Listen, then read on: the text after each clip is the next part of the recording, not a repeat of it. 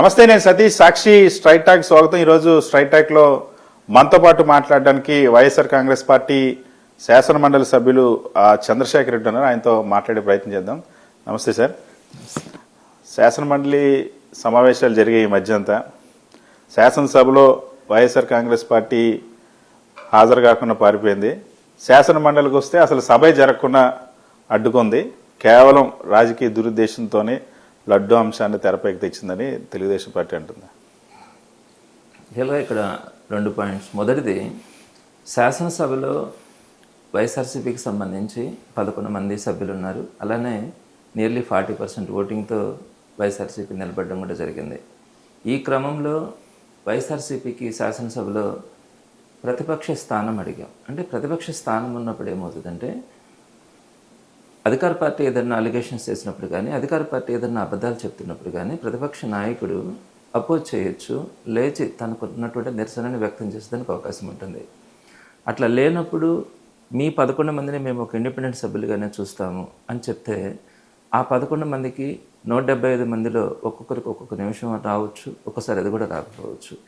అలాంటి క్రమంలో మేము సభలో ఉన్నప్పుడే వారు పచ్చి అబద్ధాలు చెప్తా ఉన్నప్పుడు కానీ, నిందలేస్తూ ఉన్నప్పుడు కానీ, ఆరోపణలు చేస్తున్నప్పుడు కానీ మేము కనీసం మాట్లాడే అవకాశం కూడా లేనప్పుడు ప్రజలకి తప్పుడు అవకాశం, ప్రజలకి తప్పుడు సంకేతాలు వెళ్ళే అవకాశం ఉంటుంది. కాబట్టి మేము ప్రతిపక్ష స్థానం అడిగినాం. దానికి వాళ్ళు అపోజ్ చేయడం కూడా జరిగింది. అది ఫస్ట్ పాయింట్. రెండో పాయింట్కి వచ్చేటప్పటికి, తిరుమల తిరుపతి అన్నది ఒక పవిత్రమైనటువంటి ఒక ప్రదేశం.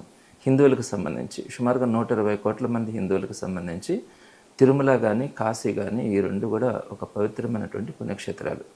అటువంటి పుణ్యక్షేత్రాలని నడి రోడ్డు మీదకి తీసుకురావాలని కానీ, రాజకీయ లబ్ధి కోసం వాటిని వాడుకోవాలని కానీ వైఎస్ఆర్సీపీ ఎప్పుడు కూడా ఆలోచించేటువంటి పార్టీ కూడా కాదు. ఎప్పుడు వైఎస్ఆర్సీపీ ప్రజల కోసం ఆలోచించినటువంటి పార్టీ. అయితే ఈ తిరుమల తిరుపతికి సంబంధించి 2024 సెప్టెంబర్ 17వ తారీఖున సాక్షాత్ ముఖ్యమంత్రి ఒక నిరాధారమైనటువంటి ఆరోపణలు చేసినప్పుడు, తిరుమల లడ్డుకు సంబంధించినటువంటి నెయ్యిలో కల్తీ జరిగిందన్నా పర్లేదు, దాంట్లో ఆవు నెయ్యి, ఆవు కొవ్వు, పంది కొవ్వు, చేప, ఫిష్ ఆయిల్ ఇవన్నీ కూడా కలిసినాయని చెప్పి సాక్షాత్ ముఖ్యమంత్రి మాట్లాడిన సందర్భం అందరూ కూడా చూసినాం. ఆ తర్వాత మళ్ళీ ఇంకో సందర్భంలో బాత్రూమ్ కెమికల్స్తో ఆ నెయ్యి తయారు చేస్తున్నారని చెప్పి మాట్లాడడం. ఆ తర్వాత డిప్యూటీ సీఎం గారు మాట్లాడేటప్పుడు అయోధ్యకు కూడా ఇలాంటి కల్తీ జరిగినటువంటి లడ్డును పంపించినామని చెప్పి అవమానకరమైనటువంటి మాటలు మాట్లాడడం. అదేవిధంగా ఫ్లెక్స్లు వేసి తిరుమల పవిత్రతని రోడ్డు మీదకి తీసుకొచ్చిన సందర్భం. ఇవన్నీ చూసిన తర్వాత తిరుమల పవిత్రతని పాడు చేస్తూ ఉన్న క్రమంలో వైఎస్ఆర్సీపీ సుప్రీంకోర్టును ఆశ్రయించడం జరిగింది. సుప్రీంకోర్టుకి వెళ్ళి సిబిఐ చేత ఎంక్వైరీ చేయించమని అడిగింది. అది వైఎస్ఆర్సీపీకి ఉన్నటువంటి కమిట్మెంట్. ఆ క్రమంలో సిబిఐ ఛార్జ్ షీట్ వేసేంత వరకు, సిబిఐ ఛార్జ్ షీట్ ద్వారా నిజాలు తెలిసేంత వరకు కూడా వైఎస్ఆర్సీపీ ఈ అధికార పార్టీ ఎన్ని అబద్ధాలు చెప్పినా, ఎంత హేళనగా మాట్లాడినా కూడా ఉపేక్షించింది. ఎప్పుడైతే ఛార్జ్ షీట్లో వాస్తవాలు తెలిసినాయో అప్పుడు మాత్రమే వైఎస్ఆర్సీపీ తిరుమల పవిత్రతని ముందుకు రావడం కూడా జరిగింది. అసెంబ్లీలో కూడా, కౌన్సిల్లో కానీ మేము ఆ తర్వాత మాత్రమే, ఎప్పుడైతే సిబిఐ ఛార్జ్ షీట్ వేసిందో సిబిఐ ఛార్జ్ షీట్ ప్రకారం చర్చ జరగాలని చెప్పి మేము పోరాడమే తప్ప, అసలు తిరుమల పవిత్రతను కానీ, తిరుమలని రోడ్డు మీదకి తీసుకొచ్చింది కానీ ఈ అధికార పార్టీకి సంబంధించిన వాళ్ళే.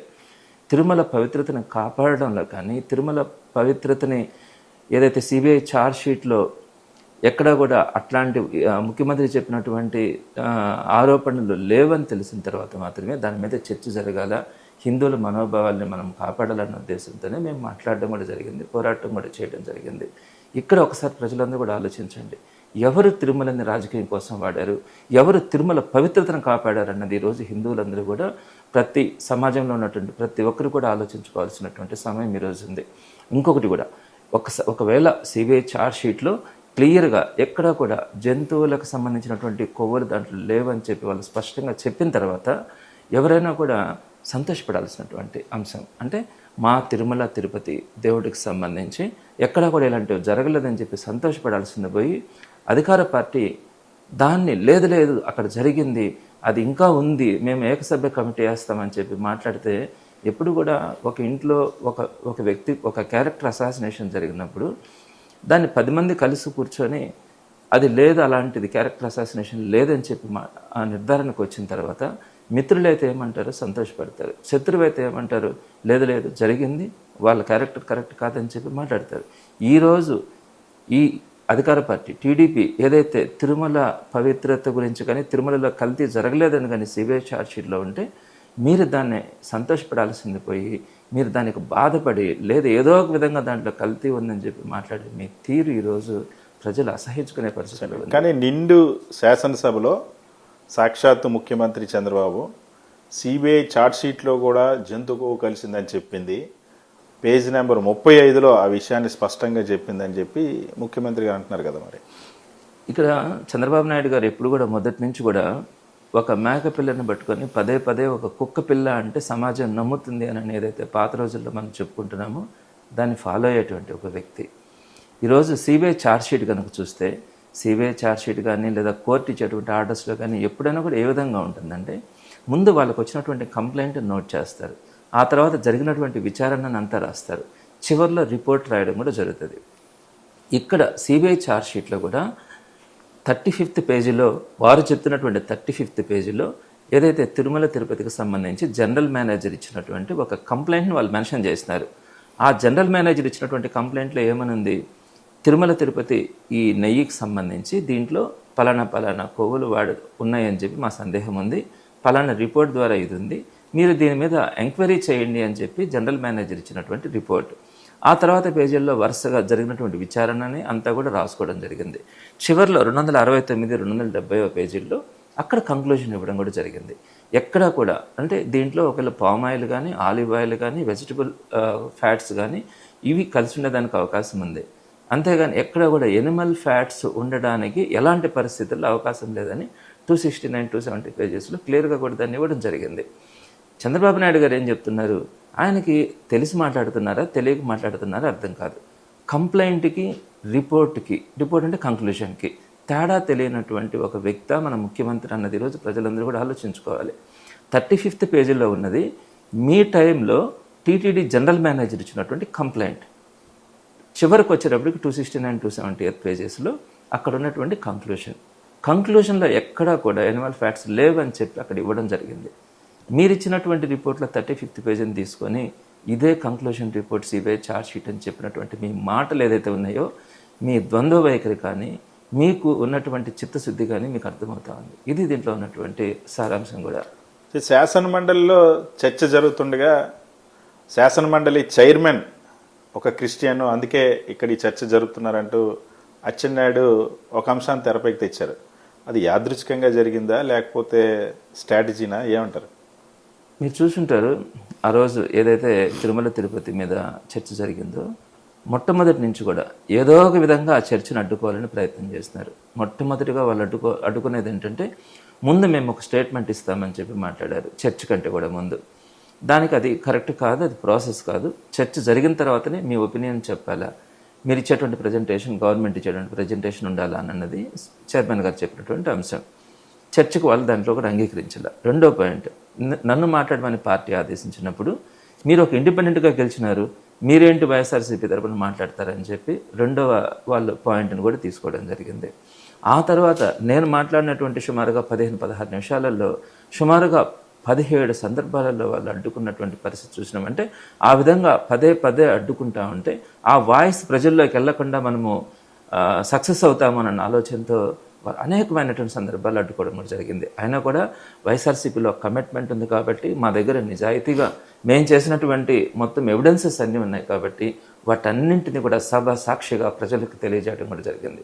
ఈ క్రమంలో లాస్ట్లో వాళ్ళు ఫ్రస్ట్రేట్ అయ్యి సుమారుగా 14 మంది మంత్రులు సభలో కూర్చొని ఇవన్నీ ఫెయిల్యూర్ అయ్యి మా వాయిస్ ఎప్పుడైతే మా నిజాయితీ ఎప్పుడైతే సాక్ష్యాలతో సహా మేము సభలో చెప్పినామో అవన్నీ ప్రజల దగ్గరికి వెళ్ళిపోయినాయో తట్టుకోలేక ఏదో ఒక విధంగా దీనికి కులాలు మతాలు అంటగట్టాలని చెప్పి సాక్షాత్ చైర్మన్ని మీరు పలానా కులం మీరు పలానా మతం అని చెప్పినటువంటి సందర్భం ఉంది. ఈరోజు ప్రజలందరూ కూడా బాధపడేటువంటి అంశం. ఏ వ్యక్తిని కూడా మనము అలా మాట్లాడడం, నీ కులం ఏది నీ మతం ఏది అని. ఒక్క శాసన మండలిలో భారతదేశంలో ఉన్నటువంటి చట్టసభల్లో ఎక్కడా కూడా ఇటువంటి పరిస్థితి ఉండదు. చట్టసభల్లో ఉన్నటువంటి చైర్మన్ని లేదా స్పీకర్ని మీరు పలానా మతం అని చెప్పి సభలో కూర్చున్నటువంటి ముఖ్యమంత్రి ఏకంగా మంత్రి స్థాయిలో ఉన్నటువంటి వ్యక్తి మాట్లాడినటువంటి తీరు ఏదైతే ఉందో అసలు ఎక్కడ కూడా చట్టసభలో ఎటువంటి పరిస్థితి అవమానమైనటువంటి పరిస్థితి ఉండదు. అయినప్పటికీ కూడా చైర్మన్ గారు ప్రశాంతంగా ఓపికగా లేదండి మీరు పొరపాటు పడినారు, నేను ఫలానా మతం కాదు ఫలానా మతం అని చెప్పుకోవాల్సినటువంటి పరిస్థితి ఆ రోజు అక్కడ చైర్మన్ గారికి కలిగింది. ఈ పరిస్థితి ఎప్పుడూ కూడా ఎక్కడ కూడా మనం చూడం. అలాంటి పరిస్థితి కోర్స్ అయి ఉండొచ్చు కూడా, ఆయన క్రిస్టియన్ అయి ఉండొచ్చు కూడా, అంత మాత్రాన ఆయనకు మాట్లాడే హక్కు లేదా? ఆయన ఒక నిర్ణయం తీసుకునేటువంటి స్వేచ్ఛ ఆయనకు ఉండదా? ఇలాంటి పరిస్థితిని చట్టసభల్లో కలిగించి మాట్లాడితే మా సభ్యులు కూడా మాట్లాడబోతా ఉంటే మీకు బయట టెలికాస్ట్ కాలే, మీరు పలానా కులం వాళ్ళు, మీరు పలానా మతం వాళ్ళు, మీరు మాట్లాడడానికి లేదని చెప్పి మాట్లాడారండి మంత్రులు. ఇలాంటి పరిస్థితులు మనం ఎప్పుడైనా చూసినామా? ఇటువంటి పరిస్థితులు మనం చట్టసభల్లో చూసినాం. ఈరోజు వాళ్ళ ఆన్సర్ చేయలేక వాళ్ళ కుట్రలు బయటపడేటప్పటికి కులాలు మతాలు తీసుకొచ్చి మీరు ఫలానా కులం ఫలానా మతం, ఏ కులంలో పుట్టాలా ఏ మతంలో పుట్టాలా ఏ మనిషికి కూడా తెలియదు. అది భగవంతుడు ఇచ్చినటువంటి శరీరం. దీనికి సంబంధించి మీరు ఈరోజు మీరేదో ఒక అగ్రవర్ణాలలోనో అగ్రకులాలలోనో పుట్టారన్న ఆలోచనతో ప్రతి ఒక్కరిని కూడా చిన్న చూపు చేసే పరిస్థితి మీరు తీసుకొని వస్తున్నారంటే ఇంకా ఈ సొసైటీలో ఈ ప్రజాస్వామ్యంలో ఎవరి మీద ఎవరికి నమ్మకం ఉంటుందన్నది కూడా. కానీ మీరే వైఎస్ఆర్ కాంగ్రెస్ పార్టీ వాళ్ళే దేవుడిని రాజకీయాల్లోకి తీసుకొచ్చారు, దేవుడి ఫోటోల్ని సభలోకి తీసుకొచ్చారు, సభ హుందాతనాన్ని దెబ్బతీశారు, చిల్లరగా ప్రవర్తించారని చెప్పి తెలుగుదేశం పార్టీ మీ మీద ఆరోపణలు చేస్తుంది. అఫ్కోర్స్ మీరు చెప్పిన వాటిల్లో మేము దేవుడి ప్రింట్అవుట్ని చట్టసభల్లో గౌరవమైనటువంటి దేవాలయం లాంటి చట్టసభల్లోకి తీసుకెళ్ళాం. ఆయన పవిత్రతని గౌరవాన్ని కాపాడమని చెప్పి ప్రాధాయపడ్డాం. కానీ మీరు చేసింది ఏంటి? నడి రోడ్డు మీద నెల్లూరు నగరంలో గాంధీ బొమ్మ సెంటర్లో ఫ్లెక్సీలు వేసినారు. తిరుమల తిరుపతిలో అపవిత్రం, అక్కడ లడ్డూలో కల్తీ అని చెప్పి వెంకటేశ్వర స్వామి ఫోటోలు వేసి తిరుమల ఫోటోలు వేసి మీరు నడి రోడ్డు మీద వేసినటువంటి సందర్భం మీరు చేసింది మంచిదా? మేము ఆ పవిత్రతని కాపాడాలని వెంకటేశ్వర స్వామి ఫోటోతో మేము సభలలో తీసుకెళ్ళి ఈ గౌరవాన్ని కాపాడాలని చెప్పి మాట్లాడిన వాళ్ళు మేము తప్పు చేసినామా? మీరు తప్పు చేసినారా? ఈరోజు ప్రజలందరూ కూడా గమనిస్తూ ఉన్నారు.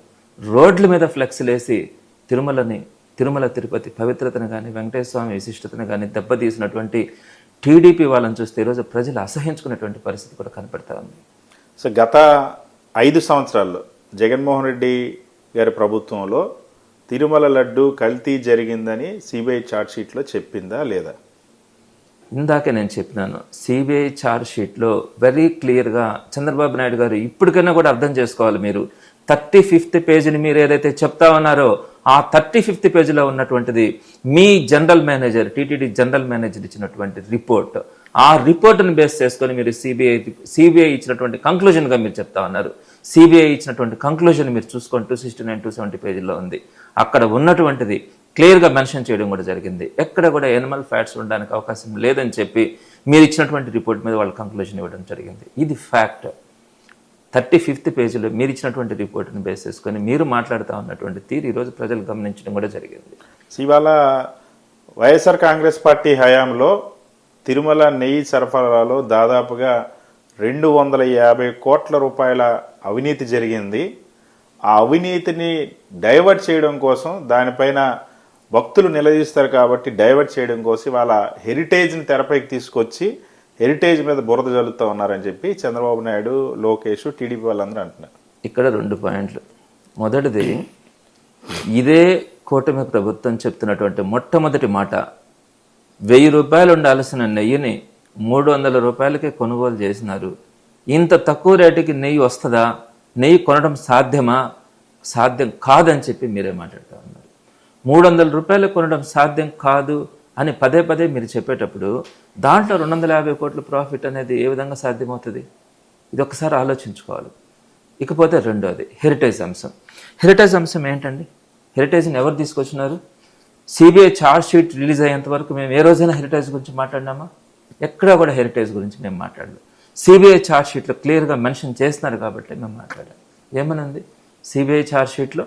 ఏదైతే ఈరోజు ఇందాపూర్ డైరీకి మీరు ఏకంగా 658 రూపాయల లెక్కన మీరు కేజీ నెయ్యిని వాళ్ళకి కాంట్రాక్ట్ అప్పగిచ్చినారు. 10 లక్షల కేజీలకి ఫస్ట్ ఫేజ్లో మీరు ఇచ్చినారు. దానికి ముందు ఇదే ఇందాపూర్ డైరీ మీ టైంలో కూడా ఇందాపూర్ డైరీ 321 రూపాయకి సప్లై చేసింది. మీ టైంలోనే అదే రేటుకి సప్లై చేసింది. 321 రూపాయలు సప్లై చేసేది అంటే 658 రూపాయలకు పెంచారు. ఓకే, రైట్, పెంచినారు, మేము దానికి కాదనిలే. రెండో పాయింట్కి వచ్చేటప్పటికి ఇదే ఇందాపూర్ డైరీ మీ హెరిటేజ్ యూనిట్లో వెబ్సైట్లో 17వ మ్యానుఫ్యాక్చరింగ్ యూనిట్గా మీరు మ్యానుఫ్యాక్చరింగ్ యూనిట్ని ఇందాపూర్ డైరీ అని చెప్పి మీరు మెన్షన్ చేస్తున్నారు. మీరు ఇందాపూర్ డైరీ మీ మ్యానుఫ్యాక్చరింగ్ యూనిట్ అయినప్పుడు మీ మ్యానుఫ్యాక్చరింగ్ యూనిట్కి సుమారుగా డబల్ రేటు కంటే ఎక్కువ రేటుతో మీరు టీటీడీకి సంబంధించినటువంటి నెయ్యి కాంట్రాక్ట్ని మీకు అప్పగించినప్పుడు హెరిటేజ్ గురించి మాట్లాడకుండా ఎలా ఉంటాం? మీరు ఇందాపూర్కి ఇచ్చింది నిజం కదా? ఇందాపూర్ మీకు ఉన్నటువంటి మ్యానుఫ్యాక్చరింగ్ యూనిట్లో ఒకటి కాదా? మరి ఇన్ని అంశాలు మీరు పెట్టుకొని మేము హెరిటేజ్ గురించి మాట్లాడతామంటే హెరిటేజ్ గురించి మాట్లాడడం తప్పని మీరు ఏ విధంగా మాట్లాడతారు? ఎస్, రైట్, మేము సిబిఐ ఛార్జ్షీట్ ప్రకారమే మాట్లాడుతూ ఉన్నాం.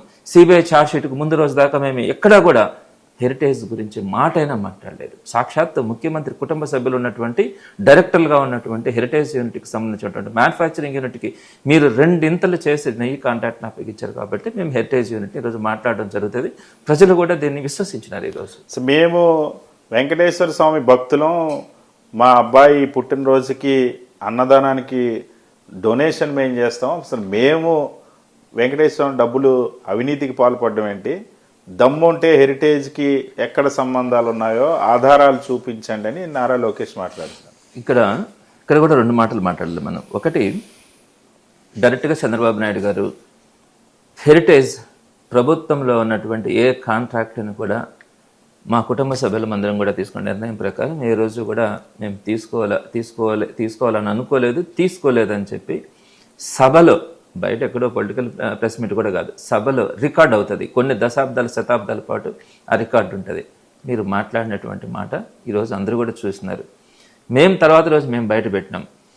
మీ హెరిటేజ్కి సంబంధించి ఎండాకాలంలో కానీ మీరు ఇచ్చే చంద్రన్న తోఫా కానీ రంజాన్ తోఫా కానీ, అలానే ఎండాకాలంలో పేదవాళ్ళకి ఇచ్చేటువంటి చలివేంద్రాల్లో మజ్జిగ కూడా మీ హెరిటేజ్ల్లో కొనాలని చెప్పి కలెక్టర్ గారు ఇచ్చినటువంటి ఆదేశాలను మేము సభ సాక్షిగా మేము చూపించాం. సో మీరు దానికంటే ముందు రోజు ఏదైతే మీరు శాసనసభలో మీరు మాట్లాడినారో మేము ఏ రోజు కూడా గవర్నమెంట్ నుంచి మేము టెండర్స్ తీసుకోలేదు, కాంట్రాక్ట్ తీసుకోలేదని సాక్ష్యాలతో సహా కలెక్టర్ గారు ఇచ్చినటువంటి ఉత్తర్వులను మేము చూపించడం కూడా జరిగింది. ఇది ఫస్ట్ పాయింట్. రెండో పాయింట్, తిరుమల తిరుపతి నెయ్యి మేము తీసుకోలేదు అని చెప్పి లోకేష్ గారు మాట్లాడుతూ అన్నారు. మీరు తీసుకోకుంటే మీ మ్యానుఫ్యాక్చరింగ్ యూనిట్ అయినటువంటి ఇందాపూర్ డైరీ తీసుకున్నప్పుడు అది మీది కాదా? ఇందాపూర్ డైరీ హెరిటేజ్ యూనిట్ అయినప్పుడు ఇందాపూర్ డైరీకి మీరు కాంట్రాక్ట్ ఇస్తే అది ఇండైరెక్ట్గా హెరిటేజ్ది కాదని మీరు ఎలా చెప్పగలరు? కాబట్టి చంద్రబాబు గారు కానీ లోకేష్ గారు కానీ చెప్పేటివన్నీ కూడా ఒక అబద్ధాన్ని పదే పదే పదే చెప్తే ప్రజలు దాన్ని నిజమని చెప్తే నమ్ముతారని చెప్పి వారు మాట్లాడుతున్నటువంటి తీరు ఈరోజు ప్రజలందరూ కూడా స్పష్టంగా గమనిస్తూ ఉన్నారు. పాలు లేకుండా ఆవులు లేకుండా నెయ్యి సరఫరా చేయించినటువంటి వైఎస్ఆర్సీపీ వాళ్ళు ఈరోజు క్వాలిటీ కోసం ఎక్కువ ధర చెల్లిస్తే దాని మీద బురద జల్లుతూ ఉన్నారని చెప్పి లోకేష్ అంటున్నారు. ఇది ఛార్జ్షీట్లో ఒక అంశం. ఈ బోలేబాబా డైరీ అనేదానికి ఆవులు లేవు, ఆవులకు సంబంధించినటువంటి నెయ్యి తయారు చేయడానికి వాళ్ళకి సంబంధించినటువంటి టెక్నికల్గా వాళ్ళకి ఎలాంటి ఇది లేదు కాబట్టి వారు ఈ నెయ్యి సప్లై చేయడంలో కల్తీ జరుగుండొచ్చు అని అన్నది ఛార్జ్షీట్లో ఉన్నటువంటి ఒక అంశం. దీనికి సంబంధించి ఇదే బోలేబాబా డైరీకి సంబంధించి ఎవరైనా కూడా ఒక డైరీ టీటీడీలో గీ సప్లై చేయాలంటే ముందు దానికి ఒక దరఖాస్తు పెట్టుకుంటారు. దరఖాస్తు పెట్టుకున్న తర్వాత టీటీడీ నుంచి ఒక టెక్నికల్ టీం అక్కడికి విజిట్ చేస్తుంది. ఆ డైరీని విజిట్ చేసి దీనికి సంబంధించినటువంటి ఈ నెయ్యికి సంబంధించి వీళ్ళు కలెక్షన్ పాయింట్స్ కానీ ప్రాసెసింగ్ పాయింట్స్ కానీ ఈ డిస్ట్రిబ్యూషన్ సంబంధించిన కానీ టెక్నికల్గా మొత్తం కరెక్ట్గా ఉందా లేదా చూసుకోవాల్సిన బాధ్యత టీటీడీ టెక్నికల్ కమిటీ మీద ఉంటుంది. ఆ టీటీడీ టెక్నికల్ కమిటీ ఇచ్చే రిపోర్ట్ని బేస్ చేసుకొని అది కనుక సర్టిఫికేట్ ఇస్తేనే వాళ్ళు టెండర్స్లో పార్టిసిపేట్ చేయడానికి ఫస్ట్ స్టెప్ అవకాశం ఉంటుంది. ఈ బోలేబాబా డైరీ గురించి ఏదైతే మీరు మాట్లాడుతూ ఉండారో ఈరోజు ఛార్జ్షీట్లో ఉందని చెప్పి మీరు మాట్లాడినారో, అసలు ఈ బోలేబాబా డైరీ ఎప్పుడు ప్రారంభమైంది? 2018 మే, అంటే అప్పటి టీడీపీ ప్రభుత్వంలో వాళ్ళు టీటీడీకి నెయ్యి సప్లై చేస్తామని చెప్పినప్పుడు మేలో టెక్నికల్ టీం అన్నది బోలేబాబా డైరీని సందర్శించడం కానీ అక్కడ వారికి సంబంధించి నెయ్యి సప్లై చేయడానికి మొత్తం అంతా కూడా కరెక్ట్గా ఉంది, యూనిట్ పర్ఫెక్ట్గా ఉంది అని చెప్పి 2018 జూన్లో మీరు టెక్నికల్ క్లియరెన్స్ వాళ్ళకి ఇచ్చినారు, సర్టిఫికేట్ ఇచ్చినారు. ఆ తర్వాత మీ టైంలోనే 2019 జనవరిలోనో 6 ఫిబ్రవరిలోనో వాళ్ళు ఫస్ట్ ట్యాంకర్స్ని సప్లై చేయడం కూడా టెండర్స్లో పార్టిసిపేట్ చేసి మీ టైంలోనే జరిగింది. ఒకవేళ ఈరోజు దానికి ఆవులు లేవు, నెయ్యి సప్లై చేసేదానికి లేదనుకున్నప్పుడు టీటీడీ ఫస్ట్ టెక్నికల్ రిపోర్ట్ ఇచ్చింది మీ టైంలోనే కదా. మరి మీ టైంలో మీరు టెక్నికల్ కమిటీ అక్కడికి వెళ్ళి టెక్నికల్ క్లియరెన్స్ ఏ విధంగా సర్టిఫికేట్ ఇచ్చింది మీరు ఒకసారి ఆలోచించుకోవాలి. యాక్చువల్గా ఈ హెరిటేజ్ కానీ ఈ సంఘం కానీ వీళ్ళందరికీ కానివ్వండి, డైరెక్ట్గా ఆవులు లేకపోయినా కూడా కొన్ని కలెక్షన్స్ పాయింట్స్ దగ్గర నుంచి వాళ్ళు ఏదో పర్చేజ్ చేయడం, దాన్ని ప్రాసెస్ చేయడం అనేది కొంతవరకు జరుగుతున్నట్టుగా మనకు కనపడతా ఉంది. సో దీన్ని ఏదో దాన్ని తీసుకుని వచ్చి వైఎస్ఆర్సీపీకి ఏం సంబంధం? భోలేబాబా డైరీకి అసలు క్లియరెన్స్ ఇచ్చింది ఎవరు? సర్టిఫికేట్ ఇచ్చింది ఎవరు? ఇదే టీడీపీ ప్రభుత్వం. మరి వైఎస్ఆర్సీపీకి ఏ విధంగా అంటగడుతుంది దాన్ని? ఇదే అంశాన్ని మేము శాసన మండలిలో కూడా మాట్లాడడం కూడా జరిగింది. సంఘం డైరీని అకస్మాత్తుగా మళ్ళీ తెర మీదకి తెచ్చారు. సంఘం డైరీ మన రాష్ట్రానికి సంబంధించిన డైరీనే కదా. ఆ సంఘం డైరీ సరఫరా చేస్తే ఎందుకు తప్పు పడుతూ ఉన్నారు? సంఘం డైరీ గురించి కానీ ఇంకొక డైరీ గురించి కానీ మాట్లాడాలని వైఎస్ఆర్సీపీకి ఏ రోజు కూడా ఉండదు. ఎవరైనా బాగుండాలనే కోరుకుంటాం. అసలు సంఘం డైరీని ఎందుకు తీసుకోవాల్సి వచ్చింది? ఏదైతే ముఖ్యమంత్రి గారు 2014 సెప్టెంబర్ 17వ తేదీన ముఖ్యమంత్రి హోదాలో కల్తీ జరిగిందన్నారో ఆ కల్తీ ఎక్కడ స్టార్ట్ అయింది? ఏఆర్ డైరీ అనే డైరీ సప్లై చేసినటువంటి నెయ్యిలో కల్తీ ఉంది అని చెప్పి ముఖ్యమంత్రి గారు మాట్లాడినటువంటి అంశం. మేము దానికి సంబంధించి ఏం చెప్తున్నామంటే, ఓకే జరిగిందా లేదా పక్కన పెడతాం. అసలు ఏఆర్ డైరీ ఎప్పుడు స్టార్ట్ చేసింది? 2024 ఫస్ట్ ట్యాంకర్ వాళ్ళు సప్లై చేసింది. జూన్ 12వ తేదీ 13వ తేదీ సప్లై చేస్తున్నారు. ఆ రోజు వాళ్ళు ఇచ్చినటువంటి మొట్టమొదటి ట్యాంకర్ మీ ప్రభుత్వ హయాంలోనే ప్రారంభమైంది. ఆ తర్వాత 4 దఫాలుగా వాళ్ళు మీకు సప్లై చేస్తే ఆ 4 దఫాలలో కూడా అవన్నీ కూడా అక్కడ ల్యాబ్లో దానికి క్లియరెన్స్ రావడం, మీరు వాడుకోవడం కూడా జరిగింది. జనరల్గా తిరుమలలో 3 ఫేసెస్లో జరుగుతుందండి టెస్టింగ్ ప్రాసెస్. ఒక నెయ్యి ట్యాంకర్ నేను పంపించాలంటే నేను ఏదైనా ఒక ల్యాబ్లో, అది టెక్నికల్గా ప్రూఫ్ అయినటువంటి ఒక ల్యాబ్లో టెస్ట్ చేసి దానికి సంబంధించినటువంటి రిపోర్ట్ని తీసుకొని వాళ్ళు ఐఎఫ్ఎఫ్సి ల్యాబ్ రిపోర్ట్ని తీసుకొని మనం తిరుమలకి వెళ్ళాల్సి వస్తుంది. వెళ్ళిన తర్వాత ఆ ల్యాబ్ రిపోర్ట్ కరెక్ట్గా ఉండాలి ఫస్ట్ది. రెండోది, తిరుమల తిరుపతిలో కూడా ఈ నెయ్యిని టెస్ట్ చేయడానికి సంబంధించినటువంటి ల్యాబ్స్ ఉన్నాయి. ఆ ల్యాబ్స్లో మళ్ళా టెస్ట్ చేస్తారు. అక్కడ కూడా అది ఓకే కావాలి, ప్యూర్గా ఉంది అని. ఒకవేళ అక్కడ ఫెయిల్ అయితే మళ్ళీ థర్డ్ పార్టీ కింద మనం బయటికి పంపించే అవకాశం ఉంటుంది. ఎన్డీడీబీ రిపోర్ట్ కోసం కానీ ఎక్కడి నుంచైనా పంపిస్తాం. పంపించినప్పుడు అప్పుడు మనం క్లారిటీగా ఒకవేళ రిజెక్ట్ చేయాలనుకుంటే రిజెక్ట్ చేసే పద్ధతి 3 ఫేసెస్లో తిరుమల తిరుపతిలో జరుగుతూ ఉంది. ఇదే ఏఆర్ డైరీకి సంబంధించి మొట్టమొదటి ట్యాంకర్ వచ్చింది మీ హయాంలోనే. ఆ తర్వాత 4 దఫాలుగా వాళ్ళు పంపించినటువంటి నెయ్యిని ఓకే చేసి తీసుకున్నది మీ హయాంలోనే. 5వసారి జూలై 12వ తేదీన వచ్చినటువంటి ట్యాంకర్లలో మన టీటీడీ ఏదైతే ల్యాబ్లో దాంట్లో కల్తీ ఉందని తెలిసిందో దాన్ని మళ్ళీ ఎన్డీడీబీకి పంపించినప్పుడు వాళ్ళు ఇచ్చినటువంటి దాని ప్రకారం దాంట్లో కల్తీ ఉందని తెలిసిన తర్వాత రిజెక్ట్ చేసింది కూడా మీ హయాంలోనే. ఏ 4 ట్యాంకర్లు అయితే వెనక్కి వెళ్ళినాయో అవి మళ్ళీ వెనక్కి వెళ్ళి వైష్ణవి డైరీ ద్వారా మళ్ళీ సెప్టెంబర్లో టీటీడీకి వస్తే మీరు అక్కడ పరీక్షలు ఏం చేయకుండా మీరు దాన్ని వాడేసినారు. ఇది తప్పన్నాం. ఇది ఎందుకు జరిగింది? వైష్ణవి డైరీ నుంచి ఏఆర్ డైరీ నుంచి వచ్చినప్పుడేమో మీరు దాన్ని తప్పు పట్టుకున్నారు. అవే ట్యాంకర్లు వెనక్కి వెళ్ళి వైష్ణవి డైరీ ద్వారా వస్తే మీరు దాన్ని యాక్సెప్ట్ చేసి మీరు వాడేశారు. ఎందుకు ఇలా జరిగిందని చూస్తే ఈ వైష్ణవి డైరీ, సంఘం డైరీ ఈ 2 కూడా పార్ట్నర్స్. వైష్ణవి డైరీ ఏదైతే ఉందో ఆ వైష్ణవి డైరీ లోపల ఉన్నటువంటి యూనిట్స్ అన్నింటిలో కూడా వైష్ణవి పేరు, సంఘం పేరు పక్క పక్కనే మనం అన్ని రాసుకోండి. ఫోటోగ్రాఫ్స్ని కూడా మనం కలెక్ట్ చేసినాం. తీరా చూస్తే వైష్ణవి డైరీ, సంఘం డైరీ ఇద్దరు కూడా పార్ట్నర్స్ అని తేలింది. సో సంఘం డైరీ ఎవరిది అని చూస్తే దానికి చైర్మన్ ఇప్పుడు దొల్లిపల్లి నరేంద్ర గారు, టీడీపీ ఎమ్మెల్యే, ప్రస్తుతం ఉన్నటువంటి టీడీపీ లీడర్.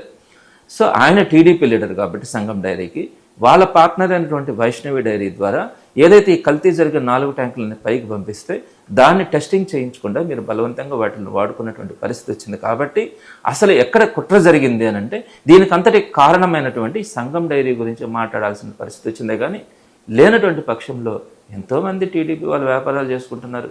వైఎస్ఆర్సీపీలోనే టైంలో చేసుకున్నారు. ఎప్పుడు ఎవరిని ఆపాలనే ఉద్దేశం ఎవరికి లేదు. ఈరోజు కూడా సంఘం డైరీ తప్పు చేసింది కాబట్టి ఆ సంఘం డైరీ గురించి మాట్లాడాల్సిన పరిస్థితి ఈరోజు వచ్చింది. వైఎస్ఆర్ ముఖ్యమంత్రిగా ఉండేటప్పుడు, జగన్మోహన్ రెడ్డి ముఖ్యమంత్రిగా ఉండేటప్పుడు చాలా సార్లు తనిఖీలు చేశారు, నన్ను ఎవడు ఏం పీకలేడు అని చెప్పేసి దూలిపల్లి నరేంద్ర అంటున్నాడు.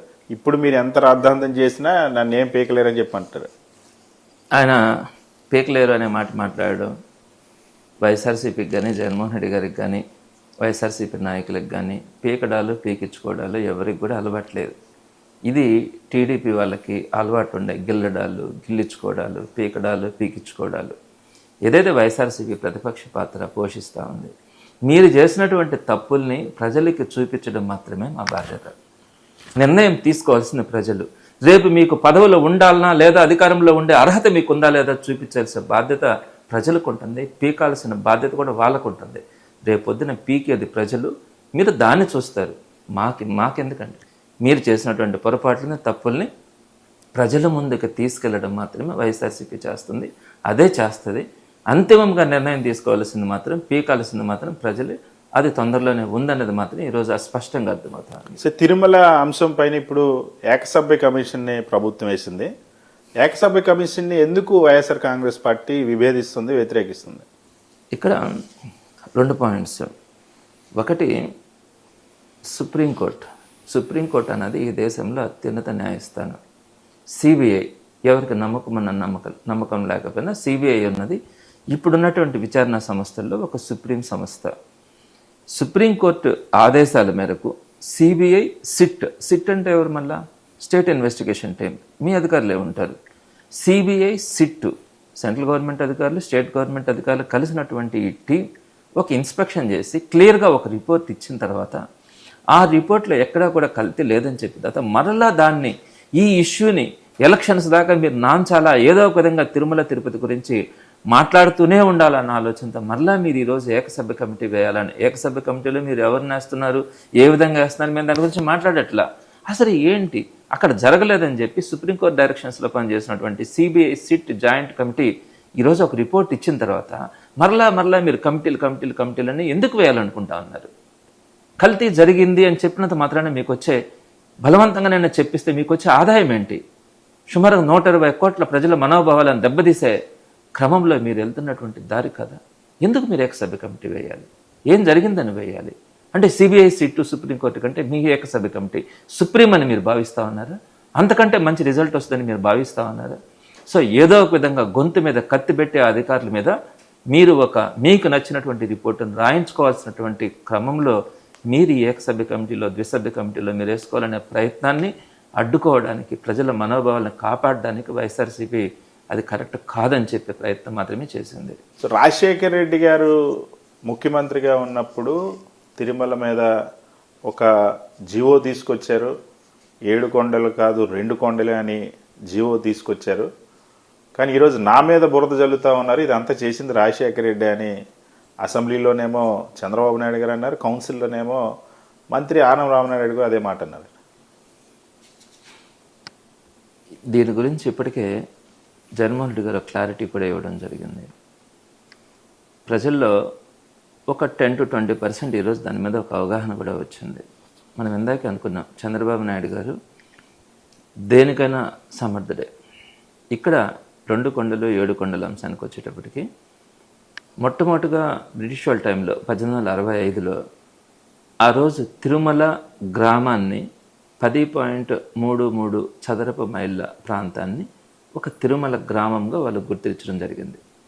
ఆ తర్వాత 1965 నవంబర్ 1వ తారీఖున కాంగ్రెస్ గవర్నమెంట్ ఈ విలేజెస్ అంతా కూడా దానికి చేసేటప్పుడు ఏదైతే బ్రిటిష్ వాళ్ళు 10.33 చదరపు మైళ్ళ ప్రాంతాన్ని తిరుమల గ్రామంగా గుర్తించినారో 1965 నవంబర్ 1వ తారీఖున కాంగ్రెస్ గవర్నమెంట్ కూడా ఆ తిరుమల గ్రామాన్ని ఆ 10.33 చదరపు మైళ్ళ ప్రాంతాన్ని గుర్తించడం జరిగింది.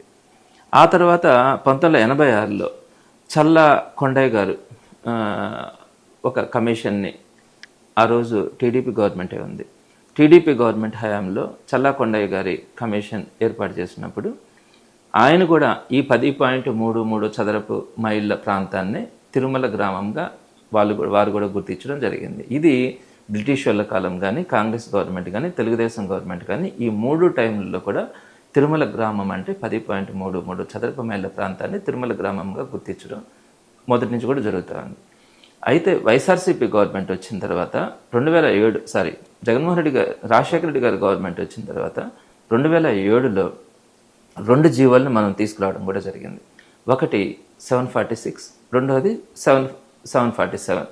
746 ద్వారా మనం ఏం చెప్తా ఉన్నాం, సుమారుగా 332 చదరపు కిలోమీటర్ల ప్రాంతాన్ని తిరుమలకు సంబంధించినటువంటి 7 కొండలు కానీ, సుమారుగా దాంట్లో ఉన్నటువంటి 14 పుణ్యక్షేత్రాలని కానీ, దీనంతా కూడా ఒక పవిత్రమైనటువంటి ప్రదేశంగా ఈ 7 కొండల్ని ఒక యూనిట్గా తీసుకొని దాన్ని తిరుమల పుణ్యక్షేత్రంగా మనం 746 జీవో ద్వారా తీసుకొని వచ్చిన మొట్టమొదటి సందర్భం వైఎస్ రాజశేఖర రెడ్డి గారు చేసినటువంటి పరిస్థితి.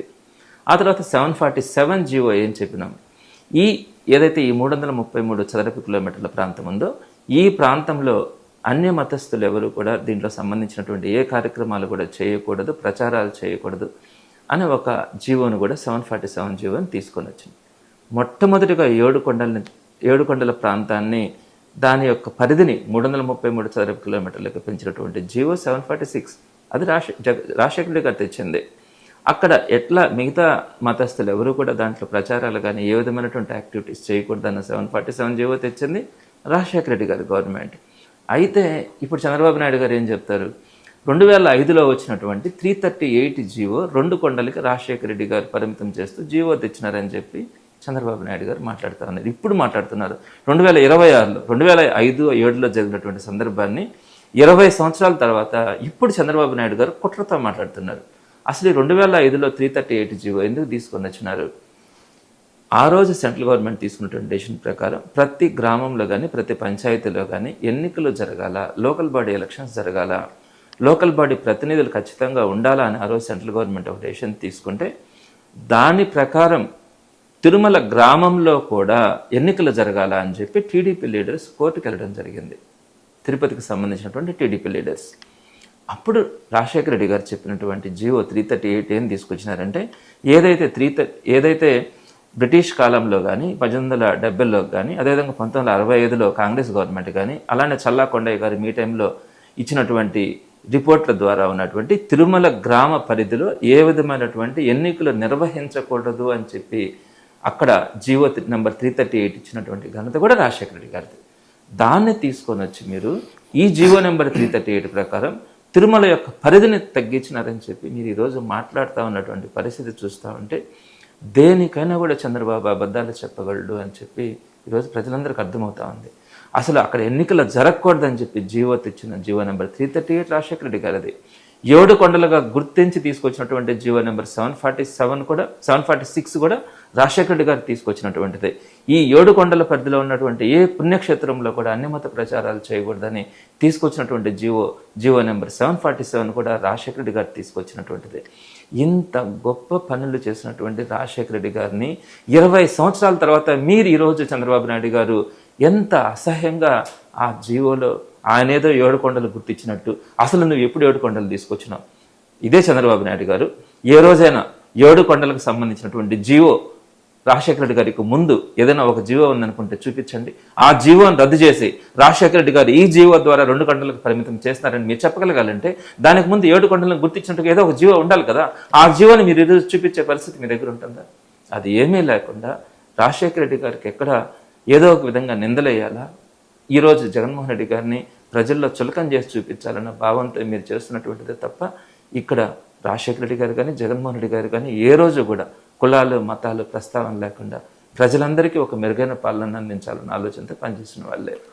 సో ఇప్పుడు జగన్మోహన్ రెడ్డి గారు గత 5 సంవత్సరాల ప్రభుత్వ హయాంలో తిరుమల క్షేత్రం పైన తిరుమల వెంకటేశ్వర స్వామి పైన వ్యతిరేకంగా వ్యవహరించారు కాబట్టి, లడ్డూ కల్తీ అయ్యింది కాబట్టి, నెయ్యి కల్తీ అయింది కాబట్టి ఈరోజు ఆయన క్షమాపణ చెప్పాలని చంద్రబాబు నాయుడు ఇప్పుడు సభల్లో నిన్న మొన్న సభల్లో కూడా డిమాండ్ చేస్తున్నారు.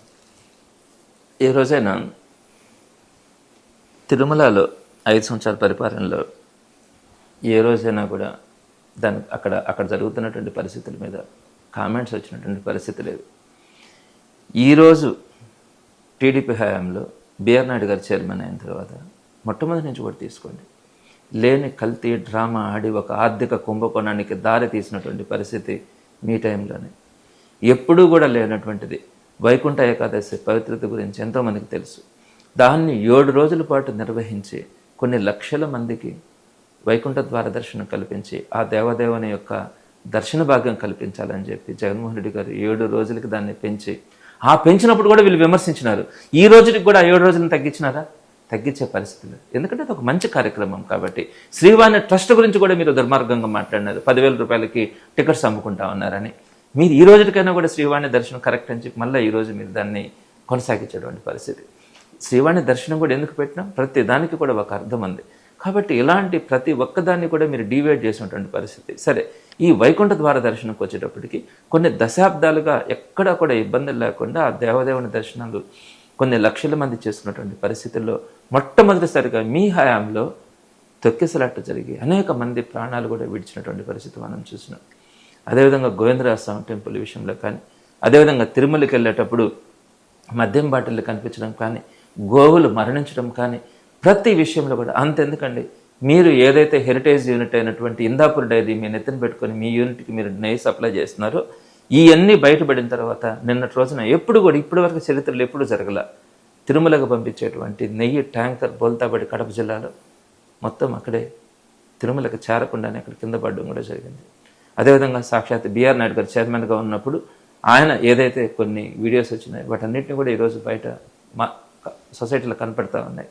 ఇటువంటి పరిస్థితులు ఏ రోజైనా కూడా తిరుమల పుణ్యక్షేత్రం గురించి మీరు ఏదైతే రోడ్డు మీదకి తీసుకొచ్చినారో ఆ రోజు నుంచి ఎన్ని అపచారాలు అపవిత్రతలు జరుగుతూ ఉంది. మీ టైంలో జరుగుతూ ఉంది, జగన్మోహన్ రెడ్డి గారి టైంలో కానీ, రాజశేఖర రెడ్డి గారి టైంలో కానీ. ఒక్కటి చూపించండి ఎంత పవిత్రంగా ఈ రోజుకి కూడా మేము తపన పడుతున్నాము. దేవుని యొక్క భక్తి, ఆయన యొక్క విశిష్టతను కాపాడాలని వైఎస్ఆర్సీపీ ఈ రోజుకి కూడా కమిట్మెంట్తో ఫైట్ చేస్తూ ఉంది. సో వైఎస్ఆర్సీపీ కుట్ర చేసి బిఆర్ నాయుడికి సంబంధించిన వీడియోల్ని విడుదల చేసింది, వైఎస్ఆర్సీపీ చేసినటువంటి పాపాలని బయటికి పెట్టారు కాబట్టి, లేదా అవినీతిని బయట పెడుతున్నాను కాబట్టి ఇదంతా కుట్ర చేసిందని బిఆర్ నాయుడు అంటున్నారు. ఇక్కడ ఒక విషయం, ఆ వీడియో తప్పు అయితే అది తప్పని చెప్పాలి. వైఎస్ఆర్సీపీ ఏ విధంగా మీ వంటింట్లోకి వచ్చి షూట్ చేయగలదు? ఏదైతే ఒక వంటింటిలో మీరు ఒక మహిళతో ప్రవర్తించినటువంటి తీరుని వైఎస్ఆర్సీపీ మీ ఇంట్లోకి, మీ కిచెన్లో ఆర్ మీ డైనింగ్లోకి వచ్చి షూట్ చేసి దాన్ని రిలీజ్ చేసే పరిస్థితి ఉంటుందా? ఎలా దొరుకుతుంది వైఎస్ఆర్సీపీ? మీరు ఇస్తేనే కదా, మీరో లేకుంటే ఆ మహిళ డైరెక్ట్గానో ఇండైరెక్ట్గానో బయట రిలీజ్ చేస్తేనే కదా సొసైటీలోకి వచ్చింది. ఏం సంబంధం? కాకపోతే మీరు మా మీద నిందలేసినప్పుడు, మీకు సంబంధించిన ఒక వీడియో బయట వచ్చినప్పుడు, ఎస్ మీరు ఇట్లాంటి కుట్రలతో మీరు ఉన్నారు కాబట్టి మీ మీద ఒక ఈ వీడియో బయట వచ్చినప్పుడు అది సొసైటీకి తెలియచేసే క్రమంలో మేము దాన్ని ఏదన్నా నలుగురు ఏదన్నా ఉంటే ఇది ప్రజలకు చూపించి ఉండొచ్చేమో, కానీ దాన్ని ఎవరు రిలీజ్ చేస్తారు? ఏ విధంగా వైఎస్ఆర్సీపీ మీ దగ్గరికి వచ్చి వీడియో షూట్ చేస్తుంది, ఏ విధంగా దాన్ని బయట చేసేదానికి అవకాశం ఉంటుంది? మీరు దానికి ఆన్సర్ చేయండి. అలా కాకుండా మీ పార్టీకి మీరే ఒకరికొకరికి నిన్న తగాదాలు వేసుకొని ఈరోజు ఒకటైపోయి ఉండొచ్చు. నిన్న తగాదా పడినప్పుడు మీరు బయట పెట్టుకొని ఉండొచ్చు. మీరు బయట పెట్టుకున్న వీడియో దాన్ని వైఎస్ఆర్సీపీకి తీసుకొని వచ్చి వైఎస్ఆర్సీపీ రిలీజ్ చేసిందని చెప్తే ఏ విధంగా మాట్లాడుతున్నారు? సెకండ్, బిఆర్ నాయుడిని రాజీనామా చేయమని మీరు డిమాండ్ చేస్తూ ఉన్నారు నైతిక బాధ్యత వహించి, కానీ చంద్రబాబు నాయుడు కనీసం నోరు విప్పడం లేదు, ఆయన రాజీనామా చేయించలేదు. ఈయనేమో నేను రాజీనామా చేయనని కూడా చెప్తున్నారు. ఇదే విధంగా జస్ట్ ఒక ఆడియో, పృథ్వీరాజ్ గారి మీద ఒక ఆడియో ఒకటి రిలీజ్ కాగానే జగన్మోహన్ రెడ్డి గారు ఒక కమిట్మెంట్తో అదొక పవిత్ర పుణ్యక్షేత్రం, అది నిజమా కాదా తీసి పక్కన పెట్టండి. ముందు ఆయన్ని పక్కన పెట్టి ఇంకొకరిని నియమించి యాక్టివిటీని కంటిన్యూ చేయమని చెప్పినటువంటి ఘనత జగన్మోహన్ రెడ్డి గారిది. ఎందుకని అతను మా లీడర్ ఆ రోజుటికి, కానీ ఒక కమిట్మెంట్తో ఒక పవిత్రమైనటువంటి పుణ్యక్షేత్రంలో అలాంటివి తెలుసో తెలియకుండానో పొరపాటునైనా గ్రహపాటునైనా ఏ విధంగానైనా కూడా అది సమాజంలోకి రాకూడదు, అలా వచ్చినప్పుడు అటువంటి వ్యక్తులు అక్కడ ఉండకూడదన్న ఆలోచనతో ఆయన పక్కన పెట్టినటువంటి ఘనత ఆ రోజు వైఎస్ఆర్సీపీది. ఈరోజు మీకు వీడియోలు వచ్చినాయి, అది కేవలం ఆడియో, వీడియోలు వచ్చినాయి, ఆ వీడియోని కొట్టి పారేసేటువంటి పరిస్థితి కనిపించదు ఈరోజు మీరు మాట్లాడట్లే. మరి అలాంటి వీడియో వచ్చినప్పుడు ఎస్ ప్రజలకు ఒక రైట్ ఉంటుంది. డైరెక్ట్గా టీటీడీ చైర్మన్ ఇలాంటి పరిస్థితిలో ఉన్నారనుకున్నప్పుడు ప్రజలకు ఒక తప్పుడు సంకేతాలు వెళ్తాయి కాబట్టి ఆయన తొలగించమని చెప్పి వైఎస్ఆర్సీపీ మాట్లాడుతూ ఉంది. దానికి తగ్గట్టుగా అనేకమైనటువంటి అపచారాలు ఈరోజు టీటీడీలో కూడా మన కళ్ళకు కనపడతా ఉన్నాయి. వీటన్నింటిని దృష్టిలో పెట్టుకొని మీరు కనుక వెంకటేశ్వర స్వామి మీద మీకు భక్తి ఉండి తిరుమల యొక్క పవిత్రత మీద మీకు నమ్మకం ఉంటే ఈరోజు బిఆర్ నాయుడు గారిని పక్కన పెట్టమని ప్రజలందరి తరఫున వైఎస్ఆర్సీపీ మాట్లాడుతుంది. మీకు ఎందుకు అంత బాధ? ఆయనకి ఇచ్చుకోండి, రాజ్యసభ చైర్మన్, రాజ్యసభ ఎంపీ ఇచ్చుకోండి, లేదా ఇంకొకటి ఇచ్చుకోండి. తిరుమల లాంటి పవిత్ర క్షేత్రంలో అలాంటి వ్యక్తులు సరికాదని చెప్పి వైఎస్ఆర్సీపీ భావన దాన్ని డిమాండ్ చేస్తూ ఉంది. రాబోయే రోజులు ఈ కార్యక్రమాన్ని కూడా వైఎస్ఆర్సీపీ ముందుకు తీసుకెళ్లడం కూడా జరుగుతుంది. ఈ రాష్ట్రంలో ఉద్యోగాలు తేవడం కోసం, నిరుద్యోగ యువతకు ఉపాధి కల్పించడం కోసం నేను ఎకరం కాదు మొత్తం భూమి ఏమన్నా సరే 99 పైసలకి ఇస్తా, నా ఇష్టం అని నారా లోకేష్ అంటున్నారు. ఆయనలో అందరూ తప్పే ఉందంటారు. ఇక్కడ ఒక కమిట్మెంట్ ఉండే ఏ ఇండస్ట్రీ అయినా, నాకు కూడా ఇన్స్టిట్యూషన్స్ ఉన్నాయి. ఎవరు కూడా 99 పైసలకి ఎకరా కొనుక్కోవాలని చెప్పి ఏ ఇండస్ట్రియలిస్ట్ కూడా అనుకోడు. ఒక మార్కెట్ రేటుకి వస్తే చాలు మేము ఇండస్ట్రీస్ పెడతామని చెప్పి ముందుకు వచ్చేదానికి ఈరోజు చాలామంది ఉన్నారు. అసలు ఈ 99 పైసల ప్రతిపాదన ఏంటి? మీకు ఇష్టం వచ్చిన వాళ్ళకి 99 పైసలకి ఇస్తారా? ఎన్ని ఎకరాలు ఇస్తారు? ఎంతమందికి అని ఇస్తారు? సో ఏ ఇండస్ట్రీ కూడా ₹1 కూడా కాదు, 99 పైసలకి మేము ఇస్తాము, బరి తెగించి మాట్లాడినటువంటి మాట, మా ఇష్టం మేము ఇస్తామని చెప్తే ఇది మీ అబ్బా సొత్తు కాదని చెప్పి కూడా ఈరోజు ప్రజలు మాట్లాడేటువంటి పరిస్థితి. ఎందుకు ఇస్తారు? ఎందుకు ఇవ్వాలి? 99 పైసలకి ఎందుకు ఇవ్వాల్సిన పరిస్థితి ఉంది? ఏ ఇండస్ట్రియలిస్ట్ అయినా కూడా ఒక 50 లక్షల రూపాయలు ఒక ఎకరా పెట్టి ఈరోజు ఒక ఎకరా కొనుక్కోలేనటువంటి వ్యక్తులు ఆ ఇండస్ట్రీని పెట్టి ఏం సాధిస్తారు? దాని మీద ఎంతమందికి ఎంప్లాయ్మెంట్ ఇస్తారు? కనీసం ఒక 50 లక్షల రూపాయలు పెట్టి కూడా ఒక ఎకరాన్ని కొనుక్కోలేని పరిస్థితిలో మా వెంకటేశ్వర స్వామికి సంబంధించి ఎకరా 50 లక్షల లెక్కన అక్కడ మేము కొనుక్కోగలిగినప్పుడు మీరు ఇండస్ట్రీని పెట్టి కొన్ని వందల మంది, వేల మందికి ఉద్యోగాలు ఇచ్చే క్రమంలో మీకు 99 పైసల లెక్కన ఎకరాన్ని ఇస్తేనే మీరు ఇండస్ట్రియలిస్ట్ అవుతారంటే ఎవరు నమ్ముతారు? కాబట్టి ఇది ఎంత కుట్ర, మీకు సంబంధించిన వ్యక్తులకి దోచిపెట్టే కార్యక్రమం. తప్పకుండా కూడా మేము దీన్ని భవిష్యత్తులో కూడా ప్రశ్నించడం జరుగుతుంది. సరే, మీరు విద్యారంగం నుండి వచ్చారు, మీరు గెలిచిన ఎమ్మెల్సీ కూడా టీచర్స్ ఎమ్మెల్సీ కాబట్టి అడుగుతున్నా. జగన్మోహన్ రెడ్డి గారి గత 5 సంవత్సరాల పరిపాలనలో ఈ రాష్ట్రంలో విద్యా వ్యవస్థ నాశనం అయిపోయింది. 10 లక్షల మంది విద్యార్థులు ప్రభుత్వ పాఠశాలలకు దూరం అయ్యారని చెప్పి నారా లోకేష్ అసెంబ్లీలో చెప్తున్నారు. నిజమేనా? ఇది అత్యంత బాధాకరమైనటువంటి విషయం. ఎందుకంటే నేను ఒక గవర్నమెంట్ స్కూల్లో చదువుకున్నాను. నేను చదువుకున్న స్కూల్లో కింద గచ్చు లేదు, పైన స్లాబ్ లేదు, ఫ్యాన్ లేదు, చెమట్లు కక్కేటి 100-110 మంది ఉండే సెక్షన్లో కూర్చొని చెమట్లు పడుతుంటే కూడా క్లాసుల్లో కూర్చొని చదువుకున్నాను. ఈరోజు జగన్మోహన్ రెడ్డి గారు వచ్చిన తర్వాతనే, స్వాతంత్రం వచ్చి ఇన్ని సంవత్సరాలైనా కూడా జగన్మోహన్ రెడ్డి గారికి ముందు, జగన్మోహన్ రెడ్డి గారి తర్వాత ప్రభుత్వ విద్యా వ్యవస్థని మనం చూడొచ్చు. అద్భుతమైనటువంటి రెనోవేషన్స్, చక్కగా క్లాస్ రూమ్స్ని తయారు చేయడం కానీ, డ్యూయల్ డెస్క్లు వేయడం కానీ, గ్రీన్ బోర్డ్స్ కానీ, డిజిటల్ బోర్డ్స్ కానీ, స్మార్ట్ టీవీలు కానీ, చక్కగా వాష్రూమ్స్ కానీ, అదేవిధంగా కాంపౌండ్ వాల్స్ నిర్మాణం కానీ, ఒక అద్భుతమైనటువంటి ఇన్ఫ్రాస్ట్రక్చర్ని తయారు చేసి, అదేవిధంగా స్టూడెంట్కి కావాల్సినటువంటి యూనిఫామ్ కానీ, బుక్స్ కానీ, దానికి సంబంధించిన డిక్షనరీ కానీ, బ్యాగ్ కానీ, ప్రతి ఒక్కటి కూడా, అలానే ఒక క్వాలిటీ ఫుడ్ ఇవ్వడం కానీ, ఒక మెనూ ప్రకారం ఇవ్వడం కానీ, అదేవిధంగా బిడ్డల్ని కనుక స్కూల్కి పంపిస్తే 15,000 రూపాయలు సాయం చేస్తానని చెప్పి జగన్మోహన్ రెడ్డి గారు తీసుకొచ్చిన అమ్మఒడి పథకం కానీ, ఇన్ని రీఫార్మ్స్ చేసిన తర్వాత గవర్నమెంట్ ఎడ్యుకేషన్ సిస్టమ్కి పిల్లలు రావట్లేదని మీరు మాట్లాడితే, మీరు అంతకుముందు ఏం చేసినారు, ఏం ఘనకార్యం చేసినారని అంతకుముందు ఉండేవాళ్ళు, జగన్మోహన్ రెడ్డి గారు ఏం తప్పు చేసినారని జగన్మోహన్ రెడ్డి గారి టైంలో పిల్లలు చేరకుండా పోయేదానికి అవకాశం ఉంటుంది. ఒక ఇంగ్లీష్ మీడియం ఎడ్యుకేషన్ సిస్టమ్ని తీసుకురావాలని, సిబిఎస్ఈని తీసుకురావాలని, ఒక ఐబీ తీసుకురావాలని, ఇలాంటి ఒక తపన పడి జగన్మోహన్ రెడ్డి గారు ఇన్ని రెనోవేషన్స్ తీసుకొచ్చే క్రమంలో పిల్లలు తగ్గుతారా? పిల్లలు పెరిగారు. మీ టైంకి, వైఎస్ఆర్సీపీ టైంకి పిల్లలు పెరిగారు. ఈ రోజుకి పిల్లలు తగ్గిపోయినటువంటి పరిస్థితి స్పష్టంగా మనం గణాంకాలతో సహా శాసన మండలిలో కూడా చూపించినాం. అది వాస్తవం. కానీ అసలు మా ప్రభుత్వ హయాంలో మొత్తం విద్యారంగంలో సమూలమైన మార్పులు తీసుకురావడం వల్ల ఏపీ ఎడ్యుకేషన్ మోడల్ అనేది వాళ్ళ దేశానికే ఆదర్శంగా నిలిచిందని నారా లోకేష్ అంటున్నారు.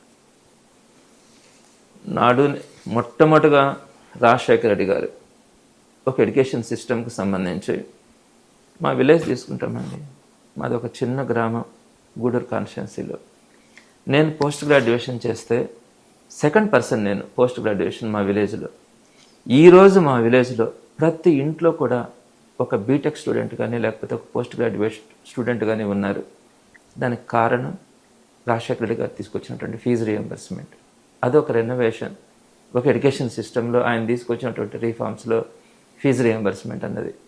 అదేవిధంగా జగన్మోహన్ రెడ్డి గారు ఒక నాడు నేడు అనే ఒక సిస్టమ్ తీసుకొని వచ్చి సుమారుగా 47,000 గవర్నమెంట్ స్కూల్స్ని కాలేజెస్ని మార్పు చేసినటువంటి క్రమం. ఇంత వైవిధ్యం గవర్నమెంట్ ఎడ్యుకేషన్ సిస్టంలో తీసుకొచ్చినటువంటి మార్పులు ఆ రోజు రాజశేఖర రెడ్డి గారు, ఈ రోజు జగన్మోహన్ రెడ్డి గారు. నేను అడుగుతా ఉన్నాను ఇదే లోకేష్ గారిని, మీరు తీసుకొచ్చినటువంటి ఒక్క సిస్టమ్ చూపించండి. ఒక గవర్నమెంట్ ఎడ్యుకేషన్ సిస్టంలో చంద్రబాబు నాయుడు గారు ఏమన్నారు, స్టూడెంట్ యొక్క ప్రజలకి విద్యను అందించడం ప్రభుత్వ బాధ్యత కాదు అని మాట్లాడినటువంటి అంశం మనం డైరెక్ట్గా చంద్రబాబు నాయుడు గారు ముఖ్యమంత్రి హోదాలో మాట్లాడారు. ఆ రోజు ఆయన క్యాబినెట్ మినిస్టర్గా ఉన్నటువంటి నారాయణ గారు కానీ, వాళ్ళకి అసోసియేట్గా ఉన్నటువంటి చైతన్య ఇట్లాంటి ఇన్స్టిట్యూషన్స్ కానీ అవి మాత్రమే ఎడ్యుకేషన్ సిస్టమ్కి సంబంధించి బాధ్యత తీసుకుంటాయి, గవర్నమెంట్కి ఎలాంటి సంబంధం లేదని చెప్పినటువంటి మీరు ఈరోజు గవర్నమెంట్ ఎడ్యుకేషన్ సిస్టమ్ గురించి మాట్లాడే హక్కు కూడా మీకు లేదంటూ అన్నాను.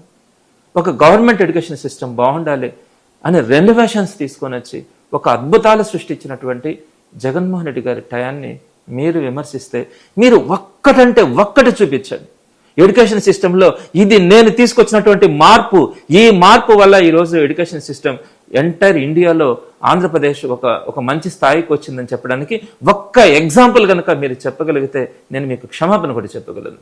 నాడు నేడు అన్నది కేవలం ఒక పబ్లిసిటీ స్టంట్, అది కేవలం అవినీతి కోసం మాత్రమే చేపట్టారు, దాంతో ఎలాంటి ఫలితాలు రాలేదు, అందుకే ఆపేశానని చెప్పి నారా లోకేష్ అంటున్నారు. నిజమేనా? ఇంకా మనం మాట్లాడితే నేను వైఎస్ఆర్సీపీ లీడర్గా నేను మాట్లాడినాను అనుకుంటారేమో, కానీ కళ్ళుండి కూడా చూడలేనటువంటి ఒక వ్యక్తి మాట్లాడేటువంటి మాటలు. నాడు నేడు అంటే కేవలం పెయింటింగ్స్ కాదండి, నాడు నేడు అంటే ఒక పెద్ద రీఫార్మ్. ఈరోజు ప్రపంచంలో ఉన్నటువంటి అందరూ కూడా, పవన్ కళ్యాణ్ గారు సాక్షాత్తు ఒక గవర్నమెంట్ స్కూల్కి వెళ్ళి ఇది ఒక ప్రభుత్వ స్కూలా అని చెప్పి మాట్లాడినటువంటి వీడియోని మనం చూడలేదు. ఇదే లోకేష్ చంద్రబాబు నాయుడు గారు వారు పేరెంట్ స్టూడెంట్ మీటింగ్స్కి వెళ్ళి అక్కడ ఏదైతే జగన్మోహన్ రెడ్డి గారు ఇచ్చినటువంటి డ్యూయల్ డెస్క్లో కూర్చొని అక్కడ ఐఎఫ్పి ప్యానల్ బోర్డులో కూడా చూస్తూ అక్కడ పిల్లలకు ఎక్స్ప్లెయిన్ చేసినటువంటి చూసినాం. ఆ డ్యూయల్ డెస్క్లు ఎవరు తయారు చేయించినారు? జగన్మోహన్ రెడ్డి గారు కదా. మీరు క్లాసులోకి వెళ్ళిన తర్వాత ఇది ఒక అద్భుతమైన స్కూల్ అన్నారే, అది క్రియేట్ చేసింది ఎవరు? జగన్మోహన్ రెడ్డి గారు కదా. అక్కడ ఉన్నటువంటి ఐఎఫ్పి బోర్డు మీకు కనిపించట్లేదా? ఆ పైన ఉన్నటువంటి ఫ్యాన్ కనిపించలేదా? మీకు అక్కడ వాష్రూమ్కి బాల్స్ వస్తే అక్కడ వాష్రూమ్ మీకు కనిపించలేదా? ఇవన్నీ కూడా నాడు నేడులో వచ్చినటువంటి రీఫార్మ్సే. మొత్తం 11 రకాలైనటువంటి పనులని ఒక ఇంటర్నేషనల్ స్కూల్ స్థాయిలో ఒక గవర్నమెంట్ స్కూల్ని తీసుకెళ్ళగలిగినటువంటి పరిస్థితిని మనం నాడు నేడు ద్వారా తీసుకెళ్ళగలిగినాం. ఈ పవన్ కళ్యాణ్ గారు కానీ, లోకేష్ గారు కానీ, చంద్రబాబు నాయుడు గారు కానీ ఈరోజు గవర్నమెంట్ స్కూల్కి వెళ్ళగలుగుతా ఉన్నారు, అక్కడ పిల్లలతో మాట్లాడగలుగుతా ఉన్నారంటే దానికి సంబంధించి ప్రతి ఒక్కటి కూడా జగన్మోహన్ రెడ్డి గారు తీసుకొచ్చినటువంటి రీఫార్మ్స్లో భాగంగానే మీరు ఈరోజు వాటన్నింటినీ కూడా మీరు ఓన్ చేసుకొని మాట్లాడుతూ ఉన్నారు. సో ఇది నాడు నేడు అని అన్నది కేవలం పెయింటింగ్సే కాదు, మొత్తం ల్యాబుల కాడి నుంచి ప్రతి ఒక్కటి కూడా ఈరోజు ఎక్కడ పనులు అక్కడ ఆపేస్తున్నారండి. నెల్లూరులో జరిగినటువంటి స్కూల్స్ విషయం కూడా నేను మన శాసన మండలిలో ప్రస్తావించినాను. 90% అండి ఒక స్కూల్ వైవిఎం స్కూల్లో అయితే 2 కోట్ల రూపాయలతో కంప్లీట్ చేస్తున్నారు పనులన్నీ కూడా. జస్ట్ పవర్ కనెక్షన్స్ ఇస్తే చాలు, లోపలికి కరెంట్ వస్తుంది. 2 years అయింది, ఈ రోజుకి కూడా పవర్ కనెక్షన్ ఇచ్చేటువంటి పరిస్థితి లేదు. అదేవిధంగా కేఎన్ఆర్ స్కూల్ అని ఉంది, కేఎన్ఆర్ స్కూల్ పరిస్థితి కూడా అంతే. అక్కడ కమ్ములన్నీ కూడా పైన వేలాడుతూ ఉన్నాయి, వర్క్స్ అంతా కూడా కంప్లీట్ అయిపోయినాయి. పిల్లలు వీళ్ళన్నీ కూడా పనులన్నీ అర్ధాంతరంగా ఆపేసిన తర్వాత ఆ కమ్ములను పట్టుకొని ఊగులాడుతా ఒక బిడ్డ ప్రాణాలు కోల్పోయినారండి. మీ దృష్టిలో ఒక బిడ్డ అంటే ఈరోజు 5 కోట్ల మందిలో ఒకరు కావచ్చు, మీ లోకేష్ మీకు ఎక్కువ కావచ్చు, మీ లోకేష్కి ఉండే బిడ్డ ఎక్కువ కావచ్చు, కానీ ఒక సామాన్యుడి బిడ్డ అంటే మాత్రం మీకు లెక్కలేదు. ఈరోజు అటువంటి పరిస్థితులు ఉన్నాయి. నాడు నేడు ద్వారా 80%, 90% కంప్లీట్ అయిపోయినాయి స్కూల్స్ అన్నీ కూడా. వాటిని ఒక 10% కంప్లీట్ చేస్తే వాటన్నిటిని కూడా మనం పిల్లలకి ఇవ్వచ్చు అనే ఆలోచన మీకుంటే కూడా వాటికి కంప్లీట్ చేస్తే జగన్మోహన్ రెడ్డి గారికి ఒక మంచి పేరు వస్తుందని వాటన్నిటిని కూడా ఆపేసినటువంటి పరిస్థితి కనుక. అంటే ఈ గవర్నమెంట్ వచ్చిన లాస్ట్ 21 monthsలో ఒక్క స్కూల్ కానీ లేదా ఒక్క కాలేజ్ కానీ ఒక్క ఇన్ఫ్రాస్ట్రక్చర్ వర్క్ కానీ ఏది జరగలేదండి. ఒక్క రూపాయి కూడా ఖర్చు పెట్టలేదు, ఒక్క రూపాయి కూడా ఖర్చు పెట్టలేదు. కాకుండా అంటే పెండింగ్లో ఉండే బిల్స్ 500 కోట్ల రూపాయలు ఏదన్నా ఉంటే పే చేస్తున్నారు, కానీ నాడు నేడుకి సంబంధించి ఒక్క రూపాయి కూడా, ఒక్క ఇటుక రాయి కూడా పెట్టినటువంటి పరిస్థితి వచ్చింది నాడు నేడు. నాడు నేడు పేరు మార్చినట్టున్నారు కదా వాళ్ళు. పేర్లు ఏదైనా మార్చుకోవచ్చు, ఆ పేరు మార్చడం తప్ప ఈ రోజుకి ఒక్క రూపాయి పనులు ఒక్క స్కూల్లో కూడా చేయనటువంటి పరిస్థితి.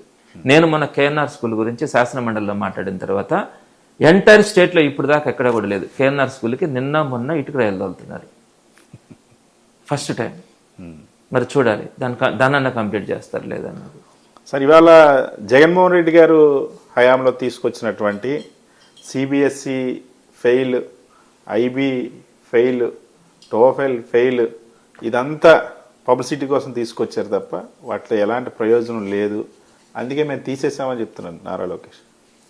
ఇక్కడ సిబిఎస్ఈ స్ట్రీమ్ అని మేము తీసేస్తున్నాం, ఐబీ కరికులం అని మేము తీసేస్తున్నాం, టోఫెల్ని తీసేస్తున్నాం, ఐఎఫ్పి ప్యానల్ బోర్డ్స్ రిపేర్లు వస్తే రిపేర్లు చేయించాం, ఆర్ఓ సిస్టమ్ రిపేర్ వస్తే పట్టించుకోం, వాష్రూమ్ మెయింటెనెన్స్ మాకు సంబంధం లేదు, ఫ్యాన్ రిపేర్ వచ్చినా మాకు సంబంధం లేదు.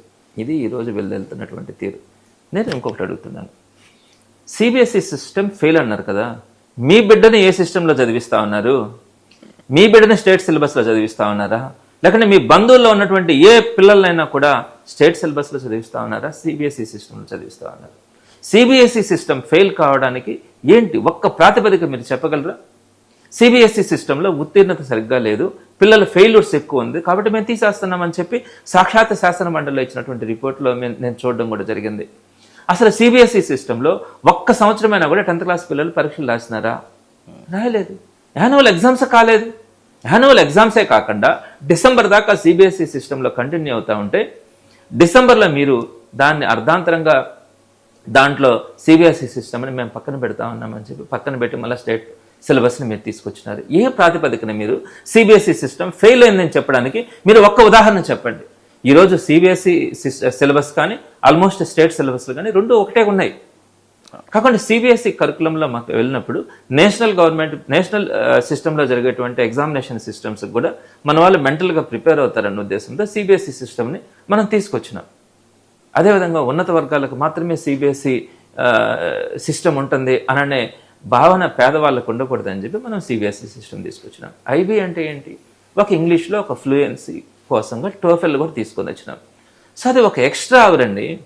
ఆ ఎక్స్ట్రా అవర్ని కూడా మీకు టీచర్లు చెప్పాల్సినంత అవసరం లేదు. మీరంటా ఉన్నారు కదా, టోఫెల్ని బోధించేటువంటి టీచర్స్ మా దగ్గర లేరు కాబట్టి మేము టోఫెల్ శిక్షణ తీసేస్తా ఉన్నాం, ఐబీ కరికులం తీసేస్తామన్నాం అంటున్నారే. మీరు బోధించాల్సిన అవసరం కూడా టీచర్స్ ఎవరు కూడా అక్కర్లా. దానికి సంబంధించి ఐఎఫ్పి ప్యానల్ బోర్డు ప్రతి క్లాస్ రూమ్లో కూడా ఐఎఫ్పి ప్యానల్ బోర్డు ఉంది. మీకు ఒక పెన్ డ్రైవ్ తీసుకొని లేదనుకుంటే మీ మొబైల్లో ఉన్నటువంటి దాన్ని ఐఎఫ్పి ప్యానల్ బోర్డుకి కనెక్ట్ చేసేసి ఇక్కడ ఉన్నటువంటి కంప్లీట్గా ఉండేదాన్ని ఐఎఫ్పి ప్యానల్ బోర్డులో చూపించి పిల్లలకు ఎక్స్ప్లెయిన్ చేసేటువంటి పరిస్థితి ఈరోజు మనం బోర్డ్స్ అంతా కూడా క్రియేట్ చేసినాం. కాబట్టి మీరు టెక్నికల్గా మా దగ్గర స్టాఫ్ లేరు కాబట్టి, టోఫెల్కి సంబంధించి ఐబీకి సంబంధించినటువంటి స్టాఫ్ మా దగ్గర లేరు కాబట్టి నేను దీన్ని తీసేస్తా ఉన్నాను, సిబిఎస్లో ఫెయిల్యూర్స్ ఎక్కువ ఉన్నారు కాబట్టి నేను తీసేస్తా ఉన్నాను అంటే ఏ విధంగా ప్రజలు నమ్ముతారు? నీకు ఐఎఫ్పి ప్యానల్ బోర్డ్స్ ఎందుకు ఇచ్చినాం? ప్రతి క్లాస్ రూమ్లో కూడా smart TV IFP panel board పెట్టినాం కదా. దాని ద్వారానే కదా మనం టోఫెల్ ఎక్స్ప్లెయిన్ చేస్తాము. దాని ద్వారానే కదా ప్రొనౌన్సియేషన్స్ అన్ని కూడా చెప్పిస్తాం స్టూడెంట్స్కి. మరి ఎందుకు రద్దు చేసినట్టు? సో జనరల్గా ఈ కార్పొరేట్ స్కూల్స్లో ఉంటాయి కదా, సిబిఎస్ఈ కానీ ఐబీ కానీ టోఫెల్ కానీ, ఇక్కడ రద్దు చేయడం వెనక ఏమైనా కుట్ర ఉందంటారా? 100%. జగన్మోహన్ రెడ్డి గారి ఇమేజ్, జగన్మోహన్ రెడ్డి గారు తీసుకొచ్చినటువంటి రీఫార్మ్స్ ప్రజలకి అందకూడదు అన్న ఒక్క లక్ష్యం తప్ప ఇందులో వేరే ఉద్దేశం ఏం లేదు.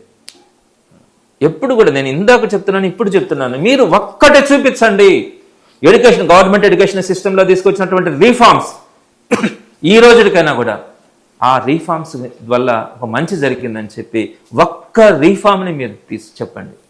నేను చెప్తున్నాను, జగన్మోహన్ రెడ్డి గారు కాదు, అంతకుముందు రాజశేఖర రెడ్డి గారి టైం నుంచి కూడా ఎంత రీఫార్మ్స్ తీసుకొచ్చినాం, ఎంత మార్పులు చేసినాం. పేద ప్రజలు ఈరోజు సగర్వంగా చదువుకుంటా ఉన్నారు. ఇతర దేశాలకి ప్రపంచంలో ఉండే ప్రతి దగ్గరికి కూడా పోగలుగుతున్నారంటే అది మార్పు. ఆ మార్పు తీసుకొచ్చిందే జగన్మోహన్ రెడ్డి గారు. సో జగన్మోహన్ రెడ్డి గారి ప్రభుత్వంలో 9,000 ప్రభుత్వ పాఠశాలలు మూసేస్తే నేను వచ్చి వాటిని తెరిపిస్తున్నానని చెప్పి నారా లోకేష్ అంటున్నారు. ఇది ఒక అర్థం పర్థం లేనటువంటి మాట. ఎందుకంటే 2014-19లో 1140 గవర్నమెంట్ స్కూల్స్ని మూసేస్తే ఆ మూసేసిన ప్రతి స్కూల్ని కూడా తెరిపించినటువంటిది వైఎస్ఆర్సీపీ గవర్నమెంట్లో మనం వాటన్నిటిని కూడా తెరిపించినాం. ఇది ఒక మార్పు. మీరు చెప్తున్నటువంటిది ఏదైతే ఉందో, మనం ఒక 3rd క్లాస్ నుంచే 3వ తరగతి నుంచే సబ్జెక్ట్ టీచర్ అంటే స్కూల్ అసిస్టెంట్స్ అంటాం, సబ్జెక్ట్ టీచర్ చెప్పే వాళ్ళని లోయర్ క్లాసెస్కి వస్తే ఎస్జిటీస్ అంటాం.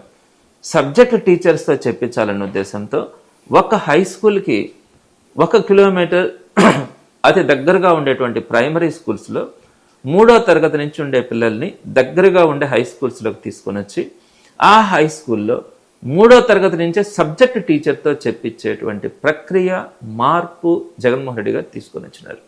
3rd క్లాస్ నుంచే సబ్జెక్ట్ టీచర్తో చెప్పించాలని. అది కూడా దూరంగా ఉండే ప్రైమరీ స్కూల్స్ జోలికి పోలే. ప్రైమరీ అంటే 5వ తరగతి వరకు ఉండేది. హై స్కూల్కి దగ్గరగా ఉండే సుమారుగా 1100 చిల్లర 1400 చిల్లర ఎన్నో ఉండే ఆ స్కూల్స్లో ఉండేటువంటి 3వ తరగతి నుంచి పిల్లల్ని అక్కడికి తీసుకొని వచ్చి జాయిన్ చేసి వీళ్ళకి సబ్జెక్ట్ టీచర్తో చెప్పించినాం. ఇక్కడ ఎస్జిటీతో చెప్పించినాం.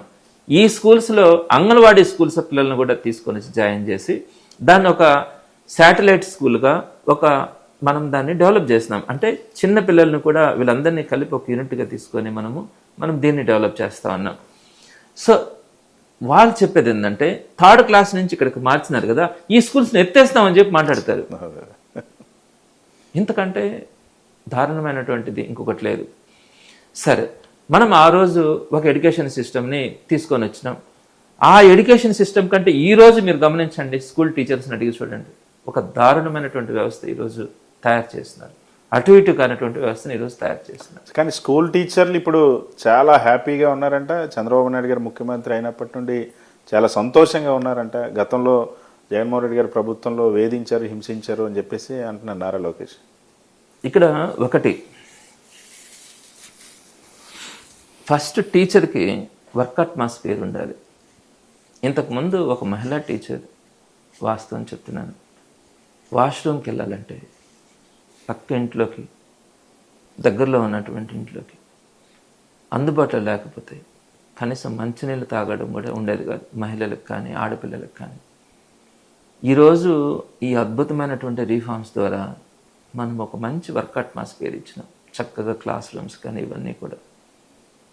ఈరోజు ప్రతి టీచర్ కానీ ప్రతి ఎంప్లాయీ కూడా ఎడ్యుకేషన్ సిస్టంలో ఉన్నటువంటి వాళ్ళు సంతోషంగా నాడు నేడు మార్పు ద్వారా ఈరోజు ఉన్నారు.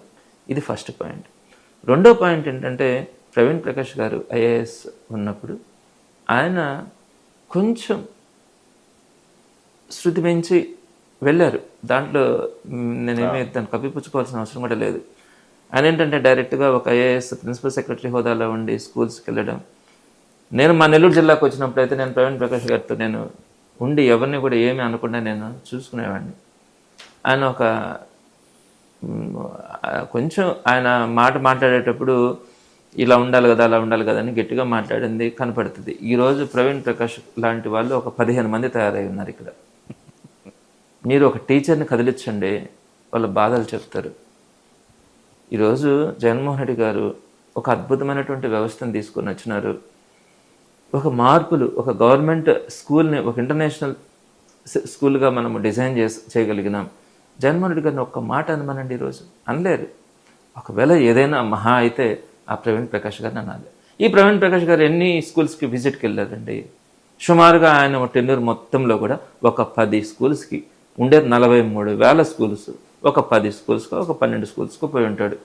ఆ 10 స్కూల్స్లో 12 స్కూల్స్లో ఉండే వాళ్ళని టీచర్స్ని ఏదైనా కొంచెం మాట్లాడి ఉంటాడు. నేను ఒక టీచర్ని, నేను కూడా దాన్ని పెద్దగా ఇష్టపడను అనొచ్చు, 4 గోడల మధ్యలో అనొచ్చు, కానీ కొంచెం మాట్లాడాడు. మేము దాన్ని జగన్మోహన్ రెడ్డి గారికి కూడా చెప్పిన తర్వాత జగన్మోహన్ రెడ్డి గారు ఆయనకి కూడా తెలియజేస్తున్నారు, మీరు ఈ విధంగా మాట్లాడొద్దని కూడా చెప్పడం జరిగింది.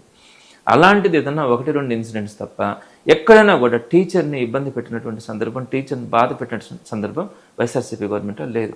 ఈరోజు బాధపడతా ఉన్నారు. సో ఈరోజు ఒక టీచర్లైనా మిగిలిన ప్రభుత్వ ఉద్యోగులందరి పరిస్థితి ఎలా ఉంది? గతంలో ఎన్నికల సమయంలో ప్రభుత్వ ఉద్యోగులంతా ఈ కూటమికి మద్దతు ఇచ్చారు, కూటమి పార్టీలని ఏరి కోరి మరి ఓట్లేసి గెలిపించారు, వాళ్ళ కోసం పనిచేశారన్నటువంటి ఒక అభిప్రాయం ఉంది. ఈరోజు 20 నెలల తర్వాత వాళ్ళ పరిస్థితి ఎలా ఉందంటారు? ఇక్కడ ఒక మాట చెప్పాలి, వీళ్ళు అనేకమైనటువంటి హామీలు ఇచ్చినారు.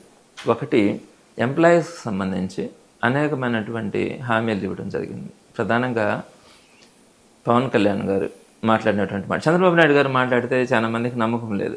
పవన్ కళ్యాణ్ గారు స్వయంగా చెప్పినటువంటి మాట, సిపిఎస్ బదులు ఓపీఎస్ లేదా దానికి సమానమైనటువంటి వ్యవస్థను తీసుకొని వస్తానని చెప్పి ఎన్నికలకు ముందు మాట్లాడాడు. ఎన్నికలు అయిన తర్వాత కూడా మాట్లాడాడు.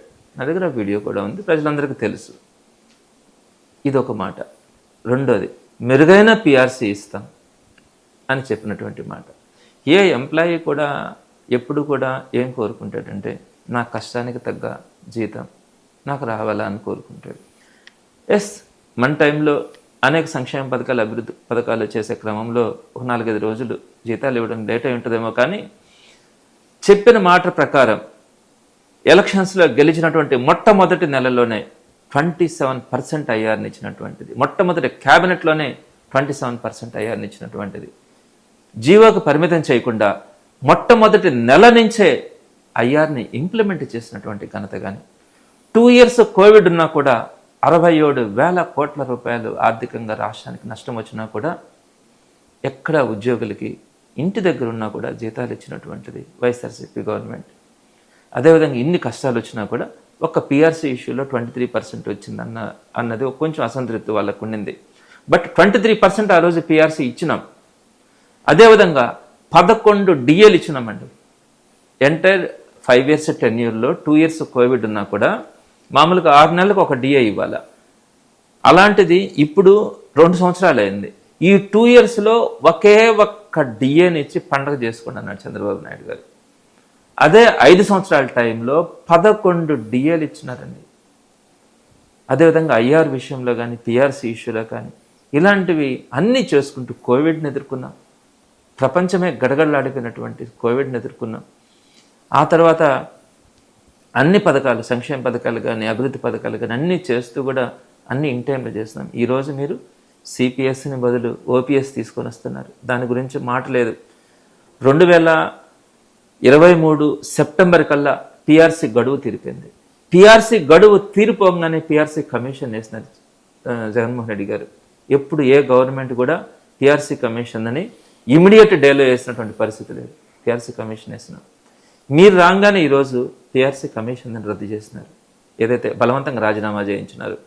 ఇప్పటికీ 2023 సెప్టెంబర్ నుంచి ఇప్పుడు దాకా సుమారుగా 2.5 సంవత్సరం అయిపోయింది. ఈ 2.5 సంవత్సరం కాలంలో పిఆర్సీ వేస్తామనేది కూడా మీరు మాట్లాడట్లా. మెరుగైన పిఆర్సీ ఇస్తామన్నారు. అంటే ఏంటి? అప్పుడు 23% పిఆర్సీ ఇచ్చినారు కదా, అంతకంటే మెరుగైన పిఆర్సీ అంటే ఈరోజు 30% పిఆర్సీ ఇస్తారని చెప్పి ఈరోజు అందరూ కూడా ఎక్స్పెక్ట్ చేస్తూ ఉన్నారు. కనీసం మీరు ఈ రోజుకి పిఆర్సీ వేయడం కాదు కదా, పిఆర్సీ కమిషన్ కూడా వేయాల. పిఆర్సీ కమిషన్ వేసిన తర్వాత అదొక రిపోర్ట్ వచ్చి పిఆర్సీని మళ్ళీ ఇంప్లిమెంట్ చేయాలంటే కనీసం దానికి 1 సంవత్సరం పడుతుంది. ఇప్పటికే 2.5 సంవత్సరం అయింది. మీరు ఒక్కసారి చరిత్రలోకి వెళ్ళండి. ఒక్కసారైనా కూడా 2.5 సంవత్సరం అయినా కూడా ఇప్పటికి కూడా పిఆర్సీ వేయకపోవడం, పిఆర్సీ కమిషనర్ కూడా నియమించకపోవడం అన్నది ఇప్పుడు దాకా చరిత్రలో లేదు. అదేవిధంగా ఇంత లేట్ అయినప్పుడు ఇమీడియట్గా ఐఆర్ ఇచ్చేటువంటి పరిస్థితి గతంలో ఎప్పుడైనా ఉంది. ఈ రోజుకి కూడా మీరు ఐఆర్ ఇవ్వాలి, ఇంట్రిమ్ రిలీఫ్ ఇవ్వాలి. మరి పిఆర్సీ వేయక, పిఆర్సీ కమిషన్ వేయక, ఐఆర్ ఇవ్వక, డిఏలు కూడా 2 సంవత్సరాలలో 4 డిఏలు మీరు ఇచ్చేసి ఉండాలి ఈ వరకు. అలాంటిది 1 డిఏ ఇచ్చి 3 డిఏలు పెండింగ్ పెట్టినారు. అదేవిధంగా బకాయిలు, కొన్ని బకాయిలు స్వాతంత్రం వచ్చినప్పటి నుంచి కూడా మీ గవర్నమెంట్ ప్రారంభమయ్యేంత వరకు సుమారుగా 22,000 కోట్లు ఎంతో బకాయిలు ఉన్నాయి, చెల్లించాల్సినవి ఉన్నాయి. విడతల వారీగా వైఎస్ఆర్సీపీ కూడా చెల్లిస్తూ ఉండింది. మీ గవర్నమెంట్ వచ్చిన తర్వాత అవన్నీ కూడా మేము రిలీజ్ చేస్తామని చెప్పి ఈ రోజు మీ గవర్నమెంట్ ఏర్పడిన తర్వాత అది కాస్త చెల్లించకపోగా 30,000 కోట్లకి ఈరోజు బకాయిలు, ఆర్థిక బకాయిలు వచ్చింది. కనీసం ఆ 30,000 కోట్లకు ఒక షెడ్యూల్ రిలీజ్ చేయమని చెప్తా ఉన్నాం. ఏ విధంగా మీరు ఆ 30,000 కోట్లని రిలీజ్ చేస్తారు, ఏ పద్ధతిలో రిలీజ్ చేస్తారని అది ఆలోచించట్లా. ఇంకేంటి ఎంప్లాయీస్ హ్యాపీగా ఉండేది? ఏ విధంగా ఎంప్లాయీకి రోజు సంతోషంగా ఉండడానికి ఏ విధమైనటువంటి సందర్భం ఉందో మీరు ఒక్కటి చెప్పండి. మీకు నచ్చకపోయినటువంటి ప్రతి ఒక్కరిని మీరు వీఆర్కి బలవంతంగా పంపిస్తా ఉన్నారు, 100 మందిని. మీ ప్రభుత్వం చెప్పినటువంటి మాట వినకపోతే, మీ ప్రభుత్వం చెప్పు చేతల్లో లేకపోతే మీరు వీఆర్కి పంపించే భయభ్రాంతులకు గురి చేస్తా ఉన్నారు. అందుకు సంతోషంగా ఉంటారా ఎంప్లాయీస్? సార్, సాధారణంగా రైతులు ఆత్మహత్యలు చాలా సంవత్సరాల నుండి వింటున్నాం. నిరుద్యోగులు ఆత్మహత్యలు చేసుకోవడం కూడా చూసాం. ఈ మధ్యకాలంలో ప్రభుత్వ ఉద్యోగుల ఆత్మహత్యలు తరచూ కనిపిస్తూ ఉన్నాయి, పత్రికల్లో వార్తలు వస్తూ ఉన్నాయి. పెరిగాయా? ఏం జరుగుతుంది? ఎందుకు ఆత్మహత్యలు చేసుకుంటున్నారు ఉద్యోగులు అంటారా? ఇక్కడ ప్రధానంగా మనకి సచివాలయ ఎంప్లాయీస్లో ఎక్కువ జరుగుతూ ఉన్నది. ఫస్ట్ పాయింట్ అంటే సచివాలయ వాలంటీర్స్కి సంబంధించి 5,000 నుంచి 10,000కి ఇస్తానని చెప్పి 2,30,000 మందిని అర్ధాంతరంగా తీసి నడు రోడ్డు మీద వదిలేస్తారు. పవన్ కళ్యాణ్ గారు కానీ చంద్రబాబు నాయుడు గారు కానీ వాళ్ళని వాడుకొని వదిలేస్తున్నారు. నెక్స్ట్ రెండోది 1,30,000 మంది ఉండే సచివాలయ రెగ్యులర్ స్టాఫ్ వాళ్ళని చిన్న భిన్నం చేస్తూ ఉన్నారు ఆ వ్యవస్థని. అంటే ఒక్కొక్కరిని తీసుకెళ్ళి వాళ్ళకి ఇష్టం వచ్చిన డిపార్ట్మెంట్లోకి పంపించుకుంటూ ఉన్నారు. అటెండర్ పనులతో సహా చేయిస్తున్నారు. కాఫీలు టీలు ఇచ్చే పనులు కూడా ఈరోజు సచివాలయ ఎంప్లాయీస్తో చేయిస్తూ ఉన్నారు. సచివాలయ ఎంప్లాయీస్ పాపం సాఫ్ట్వేర్ ఇంజనీర్స్ గట్ట మంచి మంచి స్థాయిల్లో ఉండి ఏదో గవర్నమెంట్ జాబ్ వచ్చింది. ఒక సచివాలయ వ్యవస్థ అన్నది ఒక ఇన్నోవేటివ్గా సొసైటీలో ఇది ఒక కీలక పాత్ర పోషిస్తుంది, దాంట్లో నేను భాగస్వామ్యం అవుతా ఉన్నామని చెప్పి చాలామంది పెద్ద పెద్ద స్థాయిలో ఉన్నటువంటి వాళ్ళు ఈ సచివాలయ రెగ్యులర్ స్టాఫ్గా జాయిన్ అయినారు. 1,30,000 మంది. ఈరోజు వారందరి దగ్గర మీరు మీటింగ్స్ జరిగితే వాటర్ బాటిల్స్ కాఫీలు టీలు ఇచ్చుకునే పరిస్థితి కూడా తీసుకుని వస్తూ ఉన్నారు. ఎంత చిన్న చూపు అంటే ఒక్కొక్కరిని ఒక్కొక్క డిపార్ట్మెంట్కి పంపించేస్తున్నారు. ఎక్కడంటే అక్కడ వాళ్ళని పంపించడం, ఒక రెగ్యులర్ జాబ్ చార్ట్ లేనటువంటి పరిస్థితి ఈరోజు వాళ్ళని తయారు చేస్తూ ఉన్నారు. అదేవిధంగా మిగతా డిపార్ట్మెంట్స్లో కూడా మీకు ఎక్కడ కూడా ఈరోజు ఒక సాటిస్ఫాక్షన్ అన్నది పెరిగినటువంటి ధరలకు అనుగుణంగా జీతాలు పెరగకపోవడం, డిఎల్ రిలీజ్ కాకపోవడం, ఆర్థిక బకాయిల గురించి పెండింగ్లో ఉండడం, అదేవిధంగా మానసిక ఒత్తిడి అండి. నేను కొన్ని ఎగ్జాంపుల్స్ చెప్తాను. అంటే ఈరోజు గతంలో వాలంటీర్స్ కనుకుంటే 1వ తేదీ జీతాలు వాళ్ళు 1వ తేదీ పెన్షన్స్ వాళ్ళు ఇచ్చేవాళ్ళు ఇళ్ళకి వెళ్ళి. అంటే సుమారుగా 60 లక్షల మందికి పెన్షన్స్ ఇవ్వాలి. అదొక పెద్ద ప్రాసెస్. సచివాలయ వాలంటీర్స్ ఉంటే వాళ్ళు ఇస్తున్నారు. ఈరోజు సచివాలయ స్టాఫ్ని తెల్లవారుజాము 4 గంటల డ్యూటీలకు పంపించి వాళ్ళ దగ్గర పెన్షన్స్ ఇప్పిస్తున్నారు. ఇప్పించినప్పుడు వాళ్ళు ఇస్తున్నారు, కష్టపడుతున్నారు. తర్వాత ఒక ఈ ఇంటరాక్టివ్ వాయిస్ రెస్పాన్స్ కాల్స్, ఒక IVRS కాల్స్ వస్తాయి. ఆ కాల్స్ ద్వారా మీకు పెన్షన్ అందిందా, పెన్షన్ తీసుకుని చిన్న వ్యక్తి మిమ్మల్ని లంచం అడిగినారా, లంచం అడుగుంటే 1 నొక్కండి, లేకపోతే 2 నొక్కండి, ఏది కాకపోతే 3 నొక్కండి అనేదో ఒక కాల్ వస్తుంది. వీళ్ళకి చేతగాక పెన్షన్ తీసుకునే వాళ్ళు 1 నొక్కుతున్నారు కొంతమంది.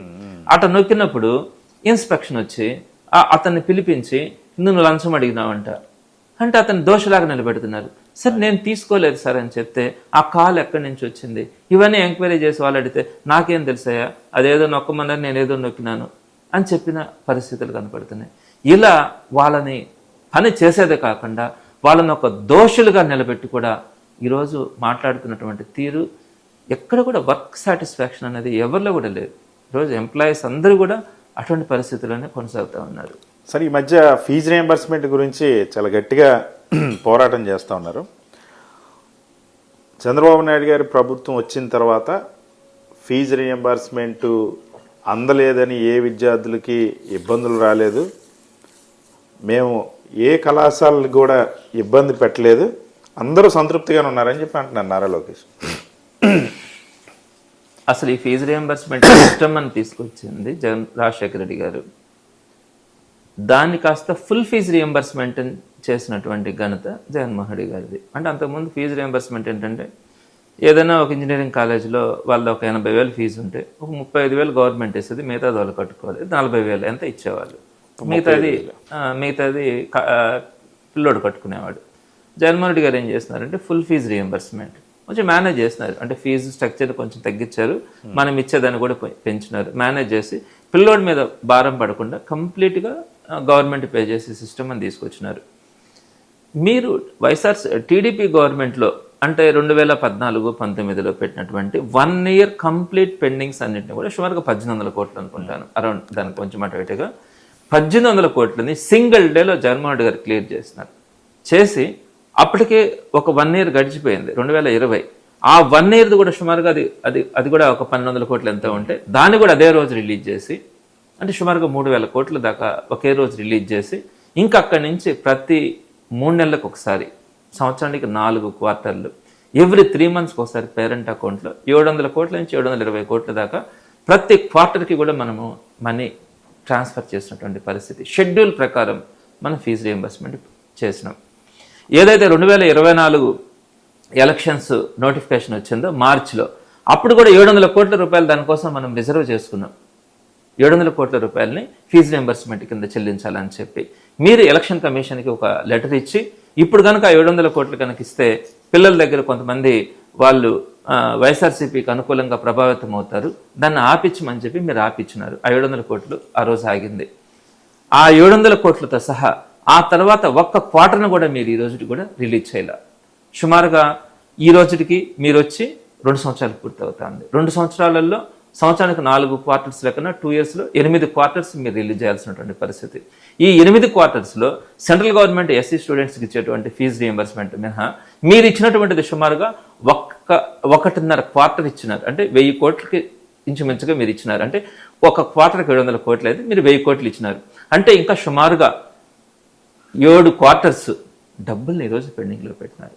అత్యంత దుర్మార్గమైనటువంటి విషయం నేను మీ దృష్టికి ఒకటి తీసుకొని వస్తాను. ఏంటంటే శాసనసభ సమావేశాలకు ముందు 1200 కోట్లు రిలీజ్ చేస్తా ఉన్నాం అని చెప్పి వీళ్ళు మాట్లాడడం, కానీ అదేవిధంగా మేము అడిగిన ప్రశ్నలో కూడా వాళ్ళు రిప్లై ఇవ్వడం కూడా జరిగింది. 1200 crores మేము రిలీజ్ చేస్తా ఉన్నామని. ఈ రోజు కాలేజెస్ అందరినీ పిలిపించి ఈ 1200 కోట్లని మేము బ్యాంక్ లోన్ ద్వారా మీకు ఇప్పిస్తా ఉన్నాము. ఆ బ్యాంక్ లోన్ వచ్చి 7.5% రేట్ ఆఫ్ ఇంట్రెస్ట్తో మేము తీసుకుంటున్నాము. 1 year ఇంట్రెస్ట్ మీ దగ్గర పట్టుకొని మాత్రమే మిగతాది మీకు బ్యాంక్ వాళ్ళు మీకు ఫీజు రింబర్స్మెంట్ పే చేస్తారు. 7.5% మీకు రావాల్సిన అమౌంట్ నుంచి బ్యాంకర్ పట్టుకుంటాడు. ఆ తర్వాత మీకు పే చేసినటువంటి అమౌంట్ను కూడా గవర్నమెంట్ ఇన్స్టాల్మెంట్స్లో ఆ బ్యాంకుకి పే చేస్తుంది. కానీ ఆ బ్యాంకుకి ఒక డిక్లరేషన్ మీ కాలేజెస్ ఇవ్వాలా. ఆ డిక్లరేషన్లో ఏమనుందంటే ఒకవేళ కనుక గవర్నమెంట్ కనుక ఆ ఫీజు రియంబర్స్మెంట్ బకాయిల్ని ఇన్స్టాల్మెంట్స్ని కనుక పే చేయకపోతే బ్యాంక్కి వీళ్ళు లైబుల్ అని చెప్పి వీళ్ళ డిక్లరేషన్ ఇవ్వాలి. వీళ్ళు లైబుల్, వీళ్ళ ప్రాపర్టీస్ కూడా జప్తు చేసే అధికారాన్ని మనం బ్యాంకర్కి ఇచ్చి సంతకం పెడితేనే ఆ డిక్లరేషన్ మీద మీకు ఈ 1200 కోట్లు ఆ బ్యాంక్ నుంచి లోన్ ద్వారా మీకు ఇప్పిస్తామని చెప్పి 7.5% పట్టుకొని ఇప్పిస్తామని చెప్పి ఈరోజు తీసుకొచ్చినారంటే ఏ కాలేజీ దాని మీద సంతకం పెట్టడానికి అవకాశం ఉంటుంది? ఏ పిల్లల్ని ఈ రోజు మనం చేర్చుకొని ఫీజు రియంబర్స్మెంట్ ద్వారా చరిత్రలో ఎక్కడ ఇలా జరిగి ఉండదు కదా సార్? ఎవరు చేయరు, ఎవరు చేయరు. ఏదైతే వాళ్ళు P4 అన్నారో ఆ P4 కంటే దారుణమైనటువంటిది ఇది. రాబోయే రోజుల్లో మేము ఫీజు రియంబర్స్మెంట్ని కొనసాగించము అని చెప్పేటువంటి, అది కూడా జగన్మోహన్ రెడ్డి గారు రాజశేఖర రెడ్డి గారు తీసుకొచ్చింది కాబట్టి దాన్ని మేము కొనసాగించే ఆలోచన లేదని చెప్పడానికి ఇది ఇంత కూడా జరిగినటువంటి ప్రక్రియ. సార్, యూనివర్సిటీలన్నింటినీ జగన్మోహన్ రెడ్డి గారి ప్రభుత్వంలో రాజకీయ వేదికల కింద మార్చేశారు, అవినీతి కేంద్రాల కింద మార్చేశారు. ఇవాళ నేను ప్రక్షాళన చేస్తున్నా అని చెప్పి నారా లోకేష్ అంటున్నారు. నిజమేనా? ఎక్కడ అసలు యూనివర్సిటీస్ మీ చరిత్రలో మీకు ఒక్కటైనా మేము చేసిన మంచి పని అని చెప్పుకోవడానికి మీకు ఏమీ దొరకవు. స్వాతంత్రం వచ్చినప్పటి నుంచి ఈ రోజు దాకా కూడా ఏదైతే 4 యూనివర్సిటీస్ ఉన్నాయో, ద్రవిడియన్ యూనివర్సిటీ కలిపి ఒక 5 యూనివర్సిటీస్ ఉన్నాయో, మహిళా యూనివర్సిటీ ఒకటి, ఇవి తప్ప అవి ఎప్పటి నుంచో ఉన్నాయి. చంద్రబాబు నాయుడు గారు సుమారుగా 15 సంవత్సరాల పాటు 14 సంవత్సరాల పాటు గతంలో ముఖ్యమంత్రికి ఉన్నారు. ఇది ఒక్క యూనివర్సిటీ మీరు పెట్టినట్టుగా చూపించండి. రాజశేఖర రెడ్డి గారు 11 యూనివర్సిటీలు, ప్రతి జిల్లాకి యూనివర్సిటీ ఉండాలనుకున్నారు. అదేవిధంగా జగన్మోహన్ రెడ్డి గారు 4-5 యూనివర్సిటీస్ స్టార్ట్ చేస్తున్నారు. సో ఈ యూనివర్సిటీస్ని తీసుకొని వచ్చి ప్రజలందరికీ, పిల్లలందరికీ కూడా అందుబాటులో యూనివర్సిటీస్ని పెట్టాలా, కాలేజెస్ అందరినీ కూడా యూనివర్సిటీస్తో అటాచ్ చేయాలా, ఒక కంట్రోలింగ్ వ్యవస్థలాగా యూనివర్సిటీస్ని పెట్టి అన్ని కాలేజెస్ని కూడా చూసినటువంటి పరిస్థితి జగన్మోహన్ రెడ్డి గారు కానీ రాజశేఖర రెడ్డి గారు కానీ. మీ టైంలో చంద్రబాబు నాయుడు గారు ఒక్క యూనివర్సిటీ పెట్టినటువంటి పరిస్థితి కూడా లేదు. అసలు యూనివర్సిటీస్ గురించి వీళ్ళు మాట్లాడతారు, సరే మాట్లాడతారు. నేనేమంటానంటే అసలు రాజకీయ వేదికలుగా ఇప్పుడు యూనివర్సిటీస్ అనేది ఇప్పుడు ఎట్లయిపోయిందంటే అక్కడ చదివే పిల్లల సంఖ్య తక్కువ. ఎందుకంటే ప్రైవేట్ ఇన్స్టిట్యూషన్స్ ఎక్కువ వచ్చినాయి. వచ్చిన తర్వాత అఫిలియేటెడ్ కాలేజెస్ ఎక్కువ ఉన్నాయి. అంటే అందరూ కూడా ఎక్కడికక్కడ ఫీజు రియంబర్స్మెంట్ వచ్చిన తర్వాత అఫిలియేటెడ్ కాలేజెస్లో చేరిపోతూ ఉన్నారు. యూనివర్సిటీ ఎంతవరకు వచ్చిందంటే వాటన్నిటిని కూడా మానిటర్ చేసి ఒక అకాడమిక్ డైరెక్షన్స్ కానీ ఒక క్యాలెండర్ కానీ ఇవ్వడం యూనివర్సిటీస్ మెయిన్ పాత్ర అయిపోయింది ఈరోజు. సో అట్లాంటి పరిస్థితుల్లో యూనివర్సిటీస్లో రాజకీయ వేదికలుగా మార్చుకునే పరిస్థితి ఎందుకు ఉంటుంది? చంద్రబాబు నాయుడు గారు చదివే టైంలో, మేము చదువుకునే టైంలో యూనివర్సిటీస్లో పాలిటిక్స్ ఉన్నాయి. ఈ రోజు ఎక్కడున్నాయి పాలిటిక్స్? ఏ విధంగా వాటిని రాజకీయ వేదికలుగా వాడుకోవాలా? ఎవరున్నారు అక్కడ? పెద్దగా స్టూడెంట్స్ నాకు తెలిసి యూనివర్సిటీస్లో చదివే వాళ్ళకంటే కూడా అఫిలియేటెడ్ కాలేజెస్లో చేరుతున్నారు. ఫీజు రియంబర్స్మెంట్ గొప్పతనం వల్ల అది. మీరు బురద వేయడానికి మీరు ఈరోజు 3000 చిల్లర మంది యూనివర్సిటీ ఎంప్లాయీస్ని రిక్రూట్ అన్నది ఎవరు తీసుకొచ్చింది? వైఎస్ఆర్సీపీ గవర్నమెంట్ తీసుకొచ్చింది. దాన్ని ఆపేసి ఈరోజు మీరు రిక్రూట్మెంట్ చేయడానికి మీరు ఏదో నోటుకు వచ్చినటువంటి మాట మాట్లాడడం తప్ప యూనివర్సిటీస్ గురించి కానీ ఎడ్యుకేషన్ గురించి కానీ రాజశేఖర రెడ్డి గారు జగన్మోహన్ రెడ్డి గారు తీసుకొచ్చినటువంటి రీఫార్మ్స్లో భాగమే అవన్నీ కూడా. సరే, ఇవాళ ఎమ్మెల్సీ చంద్రశేఖర్ రెడ్డి ప్రభుత్వ భూములను కబ్జా చేసి తన విద్యా సంస్థల్ని కట్టుకున్నారు, నడుపుతున్నారు అని చెప్పి శాసన మండలిలోనే మీ మీద ఒక ఆరోపణ తెలుగుదేశం పార్టీ సభ్యుల నుండి వచ్చింది. నిజమేనా? మీరంతా విన్నారు. అంటే తిరుమల లడ్డు గురించి మాట్లాడేటప్పుడు నేను ఒకటి చెప్తాను. నేను ఆల్మోస్ట్ 3 years నుంచి పాలిటిక్స్లో ఉన్నాను. ఏ వ్యక్తిని కూడా నేను పొరపాటుగా చిన్న మాట కూడా అబద్ధం మాట్లాడడానికి కానీ వాళ్ళ మనసుని బాధ పెట్టాలని కానీ నేను ఏ రోజు మాట్లాడలేదు. ఒక చిన్న 4th grade ఎంప్లాయీ వచ్చినా కూడా నేను గౌరవంగా చూస్తాను, మాట్లాడతాను. ఏ రోజు కూడా నాకు అపోనెంట్గా అక్కడ మంత్రి నారాయణ గారు ఉన్నారు. నేను నారాయణ గారిని కూడా ఇప్పుడు కూడా నారాయణ గారు లేదా నారాయణ సార్ అనే మాట్లాడతాను. ఇక్కడ ప్రెస్లో మాట్లాడినా కూడా విమర్శిస్తాం, పొలిటికల్గానే మాట్లాడతాం. కానీ నాకు ఒక కమిట్మెంట్, నేను ఒక పార్టీలో ఉన్నాను. నా పార్టీ మీద ఏదైనా ఒక నింద వచ్చినప్పుడు, నా పార్టీని ఒక మాట అన్నప్పుడు నేను రెస్పాండ్ అవుతాను. ఆ రెస్పాండ్ అయ్యే క్రమంలో నేను నెల్లూరులో మాట్లాడుంటాను, ఇక్కడ మాట్లాడుంటాను, కౌన్సిల్లో కూడా మాట్లాడుంటాను. దీనికి అనేకమైనటువంటి సందర్భాల్లో నెల్లూరులోనే బెదిరిస్తారు, ఎడ బెదిరిస్తారు. నేను ఒకటి నమ్ముతానండి, తలరాత. నేను పుట్టుకతో నేనేమి ఎమ్మెల్సీ అవుతానని ఇంకోటి అవుతానని నేను అనుకోలేదు. సో భగవంతుడు ఇచ్చినటువంటిది. ఈరోజు అది ఉంటుందా పోతుందా అనే ఆలోచనతో నా కమిట్మెంట్ని, నా మనస్సాక్షిని నేను చంపుకున్నాను. నేను చేసింది తిరుమల లడ్డు గురించి నేను నిజమే మాట్లాడాలనుకున్నాను. ఆ మాట్లాడే క్రమంలో మీ ఇన్స్టిట్యూషన్స్ అంతా చూస్తామని చెప్పి మాట్లాడారు. నేను మాట్లాడిన తప్పైతే మీ మంత్రులు అడ్డుపడుతున్నారు, మాట్లాడండి. ఇన్స్టిట్యూషన్స్ ఎందుకు వస్తాయి? మీ నారాయణ గారు వ్యాపారాలు చేయట్లేదా? లోకేష్ గారు తోడలుడు వ్యాపారాలు చేయట్లేదా? లోకేష్ గారు వ్యాపారాలు చేయట్లేదా? మీ దగ్గర ఉన్నటువంటి ఏ మంత్రి వ్యాపారాలు చేయకుండా ఉన్నారు? ఎస్, మేము చదువు చెప్తా ఉన్నాం. ఇన్స్టిట్యూషన్స్ గురించి ఎందుకు మాట్లాడతారు? ఇంతకుముందు కూడా నేను రెడ్ క్రాస్లో చేసినటువంటి సర్వీసెస్ నెల్లూరు జిల్లా అందరికీ తెలుసు. దాంట్లో కూడా నన్ను పక్కన పెట్టడానికి కలెక్టర్ని అడ్డం పెట్టుకొని బలవంతం చేసి నన్ను పక్కన పెట్టాలనుకున్నప్పుడు నేను స్వచ్ఛందంగా రాజీనామా చేసి వచ్చినాను. దాని గురించి మాట్లాడినటువంటి పరిస్థితి ఉంటుంది. వీళ్ళకి ఏంటంటే అవతల వ్యక్తిని ఏదో ఒక విధంగా బెదిరించాలా, మానసికంగా ఇబ్బంది పెట్టి కంట్రోల్ చేయాలన్న ఆలోచన తప్ప అటువంటి దానికి ఏ ఒక్కరూ కూడా వైఎస్ఆర్సీపీలో ఉండేవాళ్ళు ఇన్ని రోజుల జర్నీలో ఎవరు కూడా ఆలోచించే పరిస్థితి, భయపడే పరిస్థితి ఉండదు. సో తప్పకుండా కూడా ఏదున్నా కూడా నిజాయితీగానే ఉన్నాం, నిజాయితీగానే ఉంటాం. సో మీరు హెరిటేజ్ గురించి మాట్లాడుతున్నారు కాబట్టి మీ ఇన్స్టిట్యూషన్స్ గురించి వాళ్ళ ప్రస్తావన తెచ్చినట్టు అర్థమవుతుంది. మరి భవిష్యత్తులో టార్గెట్ చేస్తారు కదా, దానికి సిద్ధమేనా?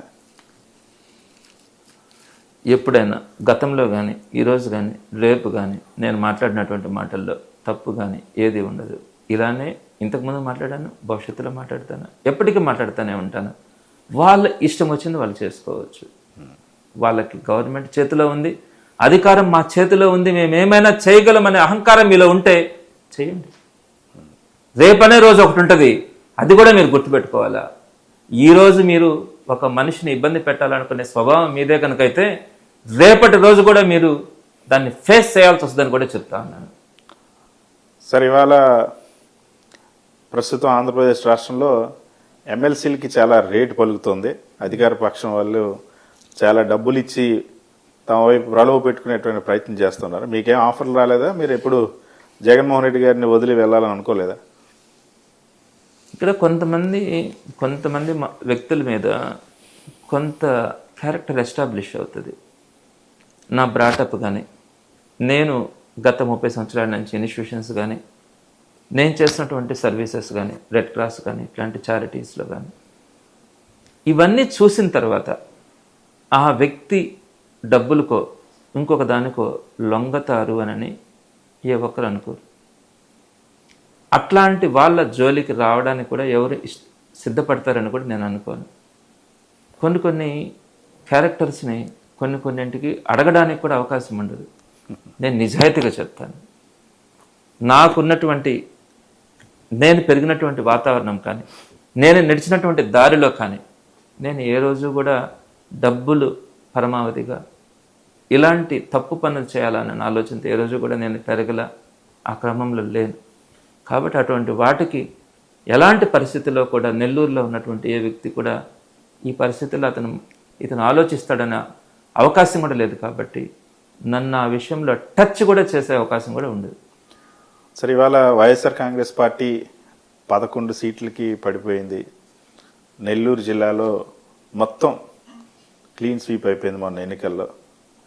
అలాంటి పరిస్థితుల్లో పార్టీ మారిపోవాలని కానీ, జగన్మోహన్ రెడ్డి నుండి దూరం అవ్వాలని కానీ, లేదా అసలు ఇప్పుడు ఈ బాధ్యతలు ఎందుకని కానీ తప్పించుకునేటువంటి ఆలోచన కానీ రాలేదా? నేను రాజకీయాల్లోకి వచ్చింది నేరుగా ఎమ్మెల్సీ ఎలక్షన్స్లో కంటెస్ట్ చేసినాను. ఆ రోజు నేను కంటెస్ట్ చేసేటప్పుడు కూడా స్వాతంత్రం వచ్చినప్పటి నుంచి మా ఈస్ట్ రాయలసీమలో టీచర్ ఎమ్మెల్సీ ఎప్పుడు కూడా ఒక ఆర్గనైజేషన్ తప్ప, ఒక కమ్యూనిస్ట్ పార్టీకి సంబంధించినటువంటి ఒక ఆర్గనైజేషన్ తప్ప ఎవరు కూడా గెలిచినటువంటి పరిస్థితి లేదు. రాజకీయ పార్టీలు అయితే అసలు డిపాజిట్లు కూడా ఇప్పుడు తెచ్చుకునేది కూడా లేదు.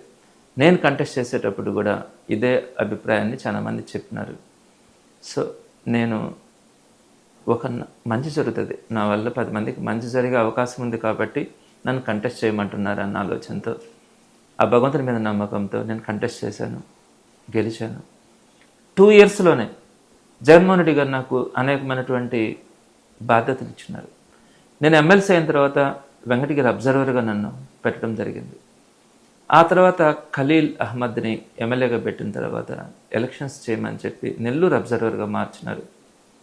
ఆ తర్వాత వేమిరెడ్డి ప్రభాకర్ రెడ్డి గారు వెళ్ళిపోయిన తర్వాత నెల్లూరు జిల్లా అధ్యక్షుడిగా నన్ను ఉంచడం జరిగింది. ప్రతిపక్షంలోకి వచ్చిన తర్వాత నెల్లూరు కాన్స్టిట్యున్సీ ఇన్ఛార్జిగా నన్ను ఉండమని చెప్పడం కూడా జరిగింది. కాకాని గోవర్ధన్ రెడ్డి గారు అరెస్ట్ అయినప్పుడు ఆ క్రమంలో జిల్లా బాధ్యతలు కానీ, జిల్లా వర్కింగ్ ప్రెసిడెంట్గా ఉండమని కూడా నాకు బాధ్యతలు ఇవ్వడం కూడా జరిగింది. దీంతోపాటు టీచర్స్కి సంబంధించి, ఈ స్టేట్కి సంబంధించి నన్ను ఒక ప్రెసిడెంట్గా పెట్టడం కూడా జరిగింది. ఇలా అదేవిధంగా ఈ మధ్య టాస్క్ ఫోర్స్ పెట్టినప్పుడు కూడా నేను ఉమ్మడి చిత్తూరు జిల్లాకు సంబంధించి టాస్క్ ఫోర్స్ మెంబర్గా ఉన్నాను. ఇలా నాకు ఇచ్చినటువంటి ప్రతి బాధ్యతను కూడా నేను సక్రమంగా చేయాలా, మా నాయకుడు ఇచ్చినటువంటి బాధ్యతని నేను నిర్వర్తించాలనుకుని నేను పనిచేస్తున్నాను. ఈ క్రమంలో ఎలక్షన్స్లో ఓడిపోయిన తర్వాత కూడా నేను ఫస్ట్ ప్రెస్ మీట్లోనే చెప్పినాను. చాలామంది చెప్తారు నేను బతికున్న రోజులు చచ్చిపోయేంత వరకు అని. నేను ఆ మాటలు చెప్పలేదు. నేను రాజకీయాల్లో ఉన్నంత వరకు, రాజకీయాల్లో ఉన్న చివరి రోజు దాకా కూడా నేను జగన్మోహన్ రెడ్డి గారితోనే ఉంటాను, వైఎస్ఆర్సీపీతో ఉంటాను. నాకు ఇబ్బంది అనిపించింది, నేను ఈ రాజకీయాల్లో ఉండలేను అనుకున్నప్పుడు నేను డ్రాప్ అవుతానే కానీ నేను పార్టీ ఎటువంటి పరిస్థితులు కూడా మారనని మొదట చెప్పినాను. ఈ రోజుకి కూడా అదే కమిట్మెంట్. ఇంకెంతకాలమైనా కూడా నేను ఇదే కమిట్మెంట్తో ఉంటానే కానీ ఏ రోజు కూడా జగన్మోహన్ రెడ్డి గారు ఎన్ని పనులు చెప్తున్నా సంతోషపడతాను. ఎందుకు అంత కమిట్మెంట్? ఆ బాండింగ్ ఏంటి? జగన్మోహన్ రెడ్డి గారికి మీకు మధ్య ఉన్నటువంటి అనుబంధమా, లేకపోతే అది బాండింగా, పొలిటికల్ రిలేషన్ ఏమనుకోలే? అంటే కొంతమందికి ఎక్కడో ఒక దగ్గర అటాచ్మెంట్స్ ఏర్పడతాయి. నేను ఏ రోజు కూడా రాజకీయాల్లోకి రావాలన్నది నేను అనుకోలేదు. నేను ఇన్స్టిట్యూషన్స్ రన్ చేస్తున్నాను. రెడ్ క్రాస్ చైర్మన్గా నేను ఎలక్షన్స్లో కంటెస్ట్ చేశాను ఫస్ట్ టైం. అది కూడా నాకు వేరే మా ఒక టీచర్ కంటెస్ట్ చేయమని చెప్తే చేశాను. నెల్లూరు రెడ్ క్రాస్ ఎలక్షన్స్ చాలా ప్రెస్టేజ్ ఎలక్షన్స్, జనరల్ ఎలక్షన్స్ టైప్లో జరుగుతాయి. అట్లా రెడ్ క్రాస్ ఉన్నప్పటి నుంచి కూడా ఒకే వ్యక్తి చైర్మన్గా గెలుస్తూ ఉన్నారు. అక్కడ ఫస్ట్ టైం నేను బ్రేక్ చేశాను. ఆ ఎలక్షన్స్లో నేను గెలిచాను. ఆ టైంలో కోవిడ్లో నేను చేసినటువంటి సర్వీసెస్ నాట్ ఓన్లీ ఆంధ్ర, ఇండియాలోనే కొంచెం నాకు కోవిడ్తో చనిపోయిన వాళ్ళకు కూడా పేరెంట్స్, కుటుంబ సభ్యులు కూడా ఆ డెడ్ బాడీ దగ్గరికి రాకపోతే మేము ఆ డెడ్ బాడీస్ని తీసుకెళ్ళి క్రిమేషన్ చేసినాం. దానికోసం తమిళనాడు నుంచి ఒక మిషన్ తెప్పించి దాంట్లోనే క్రిమేషన్స్ చేసినాం. అదేవిధంగా ఎంటైర్ కోవిడ్ లాక్డౌన్ టైంలో భోజనాలు నెల్లూరులో ఎక్కడా కూడా నిరాశ్రయులైనటువంటి ప్రతి ఒక్కరికి కూడా అన్ని సెంటర్స్లో భోజనాలు పెట్టాం కంటిన్యూస్గా. అదేవిధంగా కోవిడ్ హాస్పిటల్కి 1 కిలోమీటర్ దూరం దగ్గరికి కూడా ఎవరు రారు. మేము కోవిడ్ హాస్పిటల్స్లో ఉండి కోవిడ్ పేషెంట్స్కి వస్తే రిసీవ్ చేసుకోవడం, వాళ్ళకి వాటర్ కానీ వాళ్ళకి రూమ్స్ కేటాయించడం కానీ దగ్గరుండి చూసుకున్నాం. ఇలాంటి సర్వీసెస్ అన్నీ కూడా రెడ్ క్రాస్లో చేశాం మా టీం అందరం కలిసి.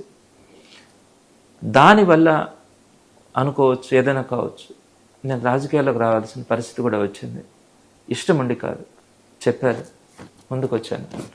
సో డెఫినెట్గా నేను రాజకీయాల్లో రావడం, కంటెస్ట్ చేయడం, జగన్మోహన్ రెడ్డి గారితో నడవడం, నాకు లేనటువంటి ఆలోచనని జగన్మోహన్ రెడ్డి గారు దీంట్లో నన్ను పెడుతున్నారన్నప్పుడు నాకు తెలియని ఒక అటాచ్మెంట్. అందుకే నేను ఈరోజు చెప్తున్నాను, అప్పుడు చెప్పాను, రేపు చెప్తాను. ఎన్ని ఇబ్బందులు వచ్చినా జగన్మోహన్ రెడ్డి గారు లాంటి ఒక లీడర్ని కాపాడుకోవడంలో నా వంతుగా నేను కనీసం 1% పాత్ర పోషించినా కూడా నేను ఈ జన్మకి సంతోషపెడతాను. తప్పకుండా కూడా రాజకీయాల్లో ఉన్న చివరి రోజు దాకా కూడా నేను జగన్మోహన్ రెడ్డి గారితో నడుస్తాను. ఇది ఎందుకు వచ్చింది కమిట్మెంట్ అంటే ఆ భగవంతుడికి తెలియాలి. సార్, మీ ప్రత్యర్థిగా ప్రస్తుతం ఉన్నటువంటి మంత్రి నారాయణ నెల్లూరులో గతంలో విపరీతంగా దోపిడీ చేశారు. నెల్లూరు జిల్లాని నాశనం చేశారు, నెల్లూరు సిటీని నాశనం చేశారు జగన్మోహన్ రెడ్డి గారి ప్రభుత్వంలో. ఈరోజు నేను నిజమైన అభివృద్ధి చేస్తున్నానని చెప్పి మాట్లాడుతున్నాను. నారాయణ గారి గురించి ఆయన నాకు టీచర్ అని కూడా చెప్పాలి. కానీ ఆయన పాలిటిక్స్లో అసలు సరైనటువంటి మార్గంలో వెళ్ళట్లేదు అనేది నా వ్యక్తిగత అభిప్రాయం. ఎందుకంటున్నానంటే నేను మిగతా చాలా విషయాలు కూడా వెళ్ళను. ఒక్క పాయింట్ చెప్తాను. విఆర్ కాలేజీని నేను రెనోవేట్ చేస్తున్నాను అని చెప్పారు. విఆర్ హై స్కూల్ని 44,000 స్కూల్స్ని రెనోవేట్ చేస్తున్నాం వైఎస్ఆర్సీపీ గవర్నమెంట్లో. మీరు ఒక్క స్కూల్ని రెనోవేట్ చేస్తున్నాను సిఎస్ఆర్ ఫండ్స్లో అని చెప్పి ఆ స్కూల్లో రెనోవేట్ చేసి 1100 అడ్మిషన్స్ ఆ స్కూల్లో చేస్తే కంప్లీట్గా మీ నారాయణ టీంని పెట్టి అడ్మిషన్స్ చేసి మీ యొక్క సొంత ఇన్స్టిట్యూషన్స్ లాగా దాన్ని మార్చారు. భారతదేశంలో ఏ గవర్నమెంట్ స్కూల్లోనైనా కూడా ఒక సిస్టమేటిక్గా దానికి ఉన్నటువంటి హెచ్ఎం ఒక అప్లికేషన్ ప్రకారం అడ్మిషన్స్ జరుగుతాయి. మీ చేతుల్లోకి తీసుకోవడానికి మీరు ఎవరని నేను అడిగాను. ఎలా ఒక గవర్నమెంట్ స్కూల్లో ఒక ఎలిజిబుల్ క్యాండిడేట్కి, ఒక పేదవాడికి, అర్హత కలిగిన వాటికి అడ్మిషన్ ఇవ్వకుండా మీరు ఒక నారాయణ టీం అని ఒక టీంని పెట్టుకొని ఆ నారాయణ టీం ద్వారా అడ్మిషన్స్ చేసి ఆ లెటర్ అక్కడ లిస్ట్ అక్కడికి పంపిస్తే ఆ హెచ్ఎం దాన్ని తీసుకొని అడ్మిషన్స్ చేసినటువంటి పరిస్థితి. ఎగ్జాంపుల్ చెప్తున్నాను. నారాయణ గారు తెలుగుదేశం పార్టీని అంటే ఒక నారాయణ టీం అని అనుకుంటున్నాడు. నెల్లూరు అంటే నారాయణ ఎస్టేట్ అనే అనుకుంటా ఉన్నాడు. ప్రజాస్వామ్యంలో ఇది కరెక్ట్ కాదు. 10 మంది అభిప్రాయాలు మీరు తీసుకోవాలి. 10 మంది ఆలోచనల ప్రకారం మనము ప్రజాస్వామ్యంలో ముందుకెళ్ళాలి. కానీ నా ఇష్టం వచ్చినట్టు నేను చేస్తాననే పరిస్థితుల్లో ఈరోజు నారాయణ గారు వెళ్తూ ఉన్నారు. అడుగునా కూడా తప్పులు, అడుగునా కూడా అవినీతి. సో రాబోయే రోజుల్లో కూడా వాటన్నిటిని కూడా ప్రజలకి చెప్పడం కూడా జరుగుతుంది. సరే, ఈ మధ్య అసెంబ్లీలో పవన్ కళ్యాణ్ ఒక మాట అన్నారు. వైఎస్ఆర్సీపీ వాళ్ళు 11 మంది ఎమ్మెల్యేలు ఉన్నారు కానీ 1100 మందిలా మాట్లాడుతున్నారు అని అన్నారు. ఎందుకు అలా అనిపించింది అంటారు? ఒక సినిమా హీరోగా నేను పవన్ కళ్యాణ్ గారిని ఇష్టపడతాను, దాంట్లో డౌట్ లేదు. ఆయన విమర్శించాలని కూడా నాకేం లేదు. ఒక చిన్న మాట, అసెంబ్లీకి మనం దూరంగా ఉంటున్నాం, కౌన్సిల్లో ఉంటున్నాం. కౌన్సిల్లో 11 మంది ఉంటున్నారా? అసెంబ్లీకి కౌన్సిల్కి తేడా ఉందా లేదా? అక్కడ ఎంతమంది ఉన్నారు వైఎస్ఆర్సీపీ వాళ్ళు? అసలు ఏమీ ఆలోచించుకోకుండా అదొక పాయింట్. రెండో పాయింట్, జగన్మోహన్ రెడ్డి గారి వెంట 11 మంది ఉన్నా, ఒక్కరమున్నా ఫైట్ చేస్తాం. అది ఈరోజు సమాజం అంతా కూడా చూసిందే. ఎందుకని? మనలో నిజాయితీ ఉంది కాబట్టి. 11 మంది అధికార పార్టీ రెడ్ బుక్ పేరుతో మీరు ఎన్ని ఇబ్బందులు పెడుతున్నా కూడా ఎందుకని పోరాడుతూ ఉన్నారు? నిజాయితీ ఉంది, మనలో తప్పు లేదు, అబద్ధం లేదు కాబట్టే మేము 1100 మందిలాగా కాదు 11,000 మందిగా కూడా ఫైట్ చేయగలం. ఎందుకంటే జగన్మోహన్ రెడ్డి గారు చేసినటువంటి గవర్నమెంట్ అలాంటిది, చెప్పుకోవడానికి కానీ అలాంటి పరిస్థితులు ఉన్నాయి. మీరు చేస్తున్నటువంటి తప్పుల్ని మేము చూపించగలుగుతా ఉన్నాం. ఇది ఒక రకంగా ఆయన చెప్పినటువంటి మాటల్లో 1100 మంది కంటే కూడా 11,000 మందితోనైనా కూడా తలపడే శక్తి, సామర్థ్యం వైఎస్ఆర్సీపీకి ఉందన్నది మాత్రం వాస్తవం. సరే, వాళ్ళ చంద్రబాబు నాయుడు గారు కొత్తగా ఒక కాన్సెప్ట్ తీసుకొచ్చారు. ఆంధ్రప్రదేశ్ రాష్ట్రంలో ఉన్న వాళ్ళంతా కూడా 3 పిల్లల్ని కనాలి, 3వ పిల్లానికంటే 25,000 ఇస్తామని చెప్పి ఒక ఆఫర్ ఇచ్చారు. ఎలా చూస్తున్నారు దీన్ని సొసైటీ అంటారు? దీని గురించి ఎప్పుడైనా కూడా నేను ఒక మాట చెప్పాలి అంటే నేను దీన్ని పాటిస్తున్నానా లేదా, ఇది నాకు అప్లై అవుతుందా లేదో చూసుకోవాలి. చంద్రబాబు నాయుడు గారికి ఒక్క కొడుకు, ఆ కొడుకుకి ఒక్క కొడుకు, రేపొద్దున ఆ కొడుకు కూడా ఒక్క కొడుకే కావచ్చు. ఈ రోజుకైనా కూడా చంద్రబాబు నాయుడు గారు చెప్పే ముందు ఆ రోజుల్లో నేను ఒక కొడుకుని, లేదా నా కొడుకు ఆ రోజుల్లో ఒక కొడుకుని, రేపొద్దున నా మనవడిని ఖచ్చితంగా 3 బిడ్డల్ని నేను ఖచ్చితంగా కనమని నేను చెప్తాను, మీరు కూడా 3 బిడ్డల్ని కనండి అని చెప్తే కూడా ఒక అర్థం ఉంటుంది. అది ఏమీ లేకుండా మీకు ఒక రూల్, పేదవాళ్ళకు ఒక రూల్. మీరు ఇచ్చే 25,000 కోసం 3 బిడ్డలని 4 బిడ్డల్ని కంటారా? ఈ రోజుల్లో చక్కగా చదివించుకోవాలి, వాళ్ళ ఆరోగ్య పరిస్థితులు చూసుకోవాలి. ఇప్పుడు ఉన్నటువంటి పరిస్థితుల్లో మన బిడ్డను ఒక స్థాయిలో నిలబెట్టాలి అంటే ఒక 2 బిడ్డల్ని మనం కనుక చూసుకోగలిగితే ఈ జీవితాలకి ఒక గొప్ప విషయమే. ఏంటి నువ్వు ఇచ్చే 25,000 కోసం, లేదా తల్లికి వందనలు 15,000 ఇస్తానని చెప్పి మీరు 3 కనండి 4 కనండి అని చెప్పి మాట్లాడితే కొంచెమైనా చంద్రబాబు నాయుడు గారు ఆలోచిస్తున్నారా లేదా అనేది అనుమానం. అంటే ఆయనకి విజనరీ కాబట్టి 20 ఏళ్ళ తర్వాత ఏం జరుగుద్దో అది ముందే తెలుస్తుంది నాకు, అందుకనే అదే నా వీక్నెస్, అందుకే ఇలా చెప్తున్నాను అంటున్నారు. ఇప్పుడు ఈ రాష్ట్రంలో ఇంకా అణగారిన వర్గాలు చాలా ఉన్నాయి. చాలా ఏరియాస్లో కనీసం సరైనటువంటి తిండి దొరకని ప్రాంతాలు కూడా చాలా ఉన్నాయి. వాటిల్ని మనము రెక్టిఫై చేసుకోవాల్సిన అవసరం ఉంది. ఈ రాష్ట్రం ఇంకా డెవలప్ కావాల్సిన పరిస్థితి ఉంది. మీరు చెప్తున్నారు కదా, చాలామంది అంటారు ఈరోజు చైనా సగటు వయసు 46 సంవత్సరాలు 47 సంవత్సరాలు ఉంది. యూరోపియన్ కంట్రీస్ సగటు వయసు 48-49 సంవత్సరాల దాకా ఉంది. మా ఆంధ్రప్రదేశ్లో సగటు వయసు 28 ఏళ్ళు ఉంది, 29 ఏళ్ళు ఉంది. మా ఇండియాలో యువశక్తి ఉంది, యంగ్స్టర్స్ ఉన్నారు. రాబోయే రోజులు మాదే అని మనం అంటున్నాం కదా. ఒక్కసారి కనుక మనము ఆ డేటాను అంతా కనుక పరిశీలిస్తే కొన్ని వాస్తవాలు తెలుస్తాయి. ఏవైతే పేద దేశాలు ఉన్నాయో, ఏదైతే హెల్త్ ఫెసిలిటీస్ సరిగ్గా లేక ఉన్నటువంటి దేశాలు, నైజీరియా కావచ్చు, ఇలాంటి చాలా దేశాలు, పేదరికంలో ఉండే దేశాల్లో 17, 18, 19 సంవత్సరాలు వాళ్ళ యావరేజ్ వయసు ఉంది. ఇండియాలో కూడా యావరేజ్ ఏజ్ 29, 28 సంవత్సరాలు ఉందంటే ఇంకా మన మెడికల్ ఫెసిలిటీస్ కానీ, మనకున్నటువంటి అవేర్నెస్ కానీ ఇంకా మన భారతదేశంలో కానీ మన రాష్ట్రంలో కానీ పూర్తి స్థాయిలో ఇంకా అమలు కాలే. అలాంటి పరిస్థితిలో మన దేశం ఉంది, మన రాష్ట్రం ఉంది. ఇంకా మనము ఎడ్యుకేషన్, హెల్త్ గురించి జాగ్రత్తలు తీసుకోవాల్సిన పరిస్థితి ఉంది. ఇంకా వీకర్ సెక్షన్స్లో ఉన్నటువంటి ప్రతి ఒక్కరికి కూడా ఒక గుడ్ గవర్నెన్స్ ఇవ్వాల్సినటువంటి పరిస్థితులు ఉన్నాయి. అంతేగాని విచ్చలవిడిగా మీరు పిల్లల్ని కనండి అంటే రేపొద్దున వాళ్ళ మంచి చెడ్డ బాగోగులు మీరు చూసుకునే శక్తి మీకుందా?